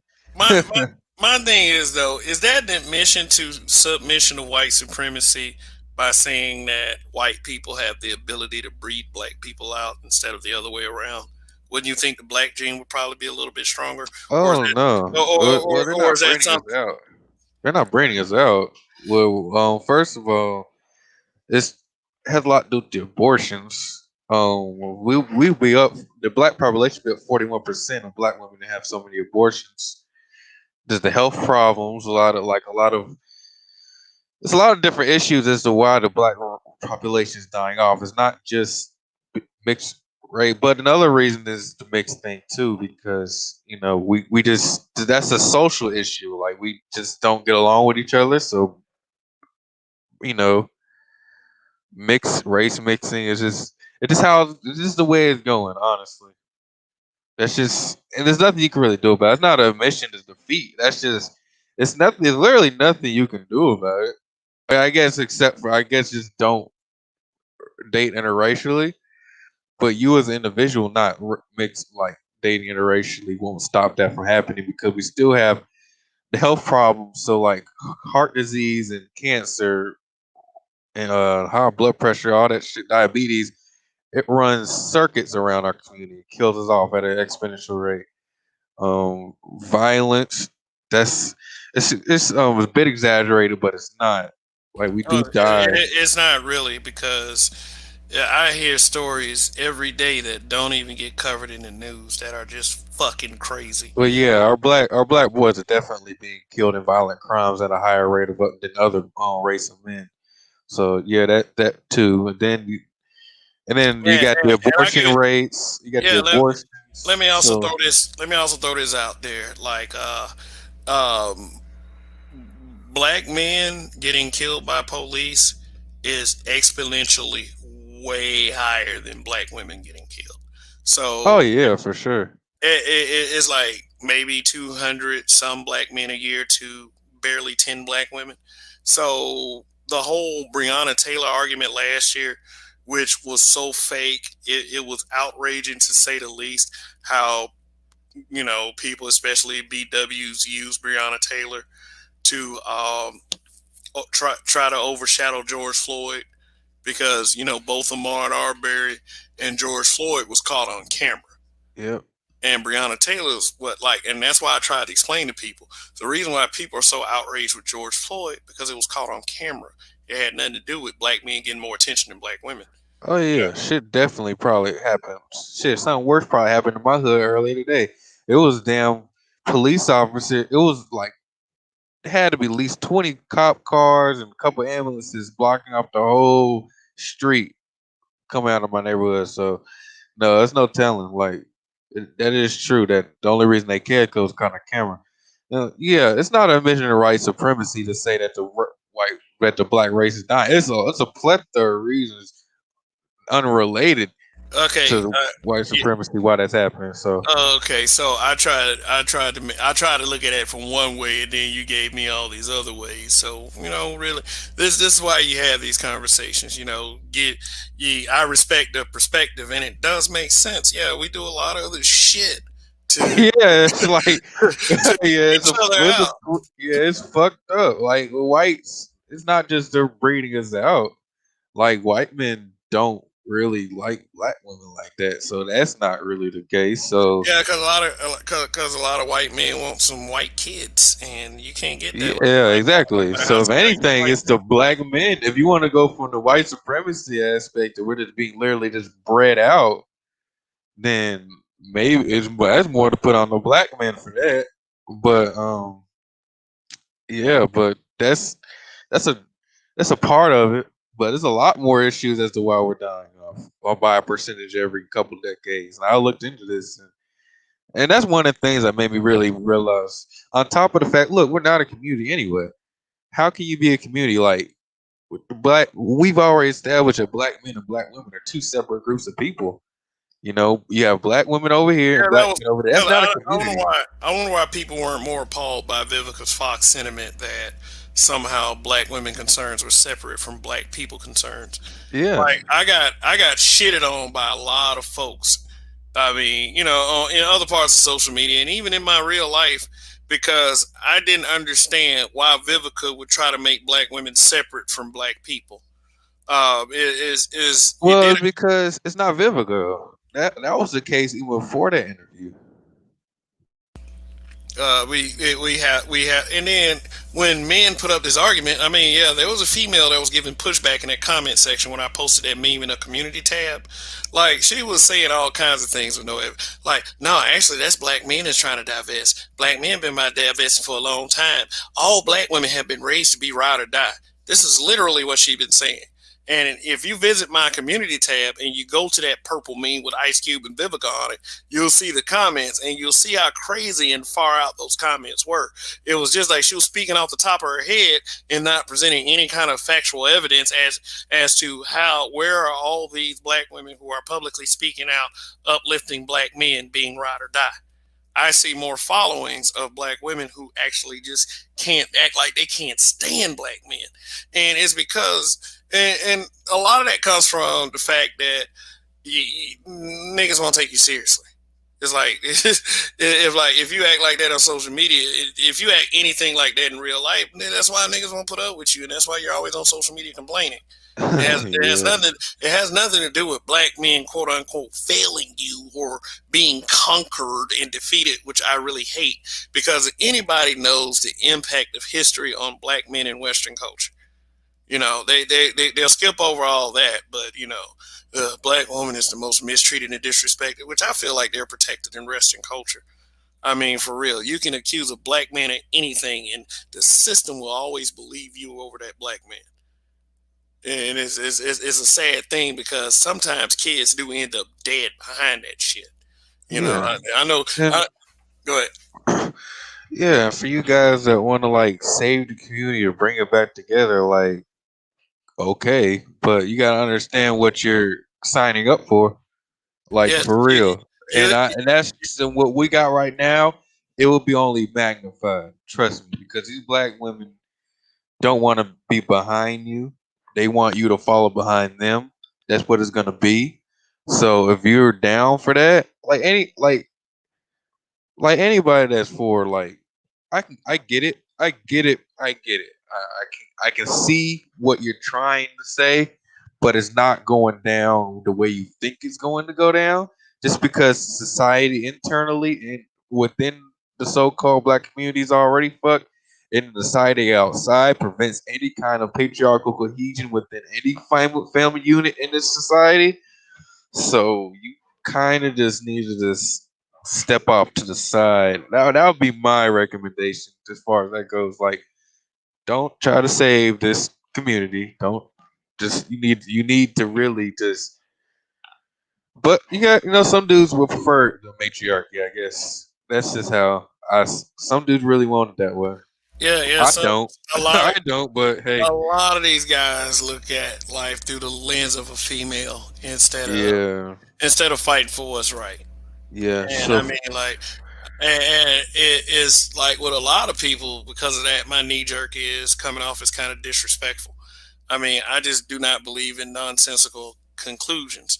I mean, if it's not for the betterment of our community, ultimately, I don't care about it. Yeah, there is no like the only I way mean, to you're saying that is no community. Yeah, it's no community as far as the mentality, because it's like, okay, how many times are you gonna hear something like this?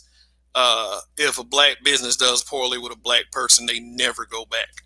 But IHOP can have them nasty food sometimes, good food other times. They'll go back to IHOP. They'll never say something like, "Oh, that's a white business." I mean, it's stuff like that. It's like I said, it's the Walmart versus Bloomingdale's mentality. You think black people are from Walmart and white folks are from Bloomingdale's? Yeah, yeah, and that's just a yeah, that's just West. This is American. That's American. You just operate. I'm gonna say it again. Just operate how you can within whatever your means are, and whatever you can see you can tangibly benefit from within society. Do that. But if I were to build anything, it would definitely be outside of America and away from all these COONs. Got to be careful with the words. You know, Yeah, that's the only way you can I say it. mean, Like, Luke. Yeah, yeah. It's That's another word that is so loosely defined, and you would be confused as to what it is. But yeah, I think I know what context you're coming from. yeah. But that's what. Yeah, that what you were describing. Where that was that. So like, this a lot of these. A lot of black folk are so indoctrinated into white supremacy to the point where even they don't respect their own people. They don't respect black businesses. They don't respect black men or women. They just don't respect each other. They'll pretend to. They might have all black friends. They might, talk, look, act like a black person. But at the end of the day, the white ice is gonna be colder in their eyes. So, Yeah, I'd rather party with folks than to argue with them. You know, yeah. I think that people look much better having a good time with each other. But listen, final statement. About time to wrap this up. Oh yeah. I mean, I kind of already said it. Just look, operate how you need to. Like, but take the benefits. Don't don't let your ego get in the way of benefiting and suck anything you can out of the system. There are ways to do it. Trust me. You I mean, so don't feel like you're above anything. Don't feel like you know do what you got to do. Honestly, and don't sacrifice anything that you wouldn't be willing to do. Don't put yourself out. Don't put your neck out there for nobody. Because trust me, they ain't doing it for you. So that's all I'm gonna say. Thanks for having me up, Kev. All right, Smurgo. Anytime, brother. Listen up, people. Listen up. Listen up, and I'm gonna close out with this. Why are Kevin Samuels and Tommy Sotomayor so infamous if they're not doing any different than a lot of these people in here? And the reason why I feel that they're so infamous is because they amass so much popularity in their respective runs. Now, should there be a versus, it might make for interesting television, but only if KS responds. And I seriously doubt he's going to do that. But you never know. But anyway, what I would say is that the things that make Kevin and Tommy so infamous is that they are considered black woman haters. You know, some people looked at the title of this broadcast, six of you, and decided to press the thumbs down. Like this was going to be some huge praise fest for guys you don't like. And, you know, whether it was or not, what's it to you? Was it to you? I mean, to be honest, to be brutally honest, neither one of these guys are my king. Neither one of these guys are my YouTube daddy. Neither one of these guys are my god. Despite the fact that they've had social media success, they're still just two ordinary human beings at the end of the day. And I think a lot of people get caught up in that. I think a lot of people get caught up in being angry that someone they don't like is getting popular. I mean, hell, I used to be the same way about Michael Jordan, but you know, at the end of the day, I could never deny his talent. I just hated the fact that I was an underdog guy. You know, I was the one that always wanted to see the underdog pull it off because it always seemed to me like the winner was the asshole. As I grew up, I began to understand why the winner was the asshole that they were. Because if successful black men or black men who have any measure of success have to go through this all the time, I understand where people like Michael Jordan came from. You know, I understand even Kobe Bryant in his career. I understand where people like him would come from because people don't see or people don't want to see whatever other people, responsibility, and what shaped the attitude of the person. Now, if you're an adult, you take responsibility for yourself. There's no question about that. But we as black people at least need to stop acting like people can't react to us. That people can't react to the bullshit that we say. Because honestly, in layman's terms, that's just being a pussy.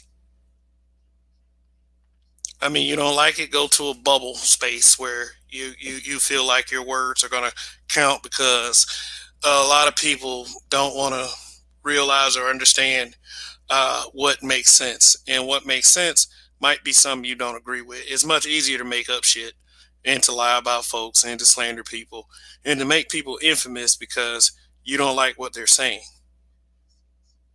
But if you accept it from another gender, but you're mad at these two guys just based solely on the fact that you feel like that they're black men and they shouldn't be saying what they're saying, then you're a hypocrite. It doesn't matter if you're saying the same stupid shit a bunch of other people are saying, because at the end of the day, it's still stupid shit. What people who hate anybody who's having any measure of success that a black man is having, what you need to do is get your weight up. What you need to do is worry about yourself. Seriously. Now, don't try to save the community sentiment. Hey, you know what? It's almost becoming a better idea. Because it's like, this is quite frankly a community that doesn't want to be saved. It doesn't want to be. They want the disarray. They want the shock value. They want to be able to let everyone else know, I don't favor them niggas because they black. And they'll say it in front of a group of people who all look like each other, who favor each other just because of that. We'll show everybody our dissension. I mean, you may project that on black men like that's what the black manosphere is trying to do. Of course you would. Because people who constantly keep up that kind of bullshit really don't have an argument, period. And that's why a lot of people are upset with Kevin Samuels and Tommy Sotomayor. It's hard to argue with what they're saying. Now, what I did say earlier is Tommy did kind of set himself up for a lot of this stuff, because I mean, if we exist in a society that hates when black men tell the truth, then to be as brash and as harsh with it, you're asking for it. Kevin Samuels, he says it with such finesse to the point where you can't contest it. The dude is what the young people call stage ready. He stays ready.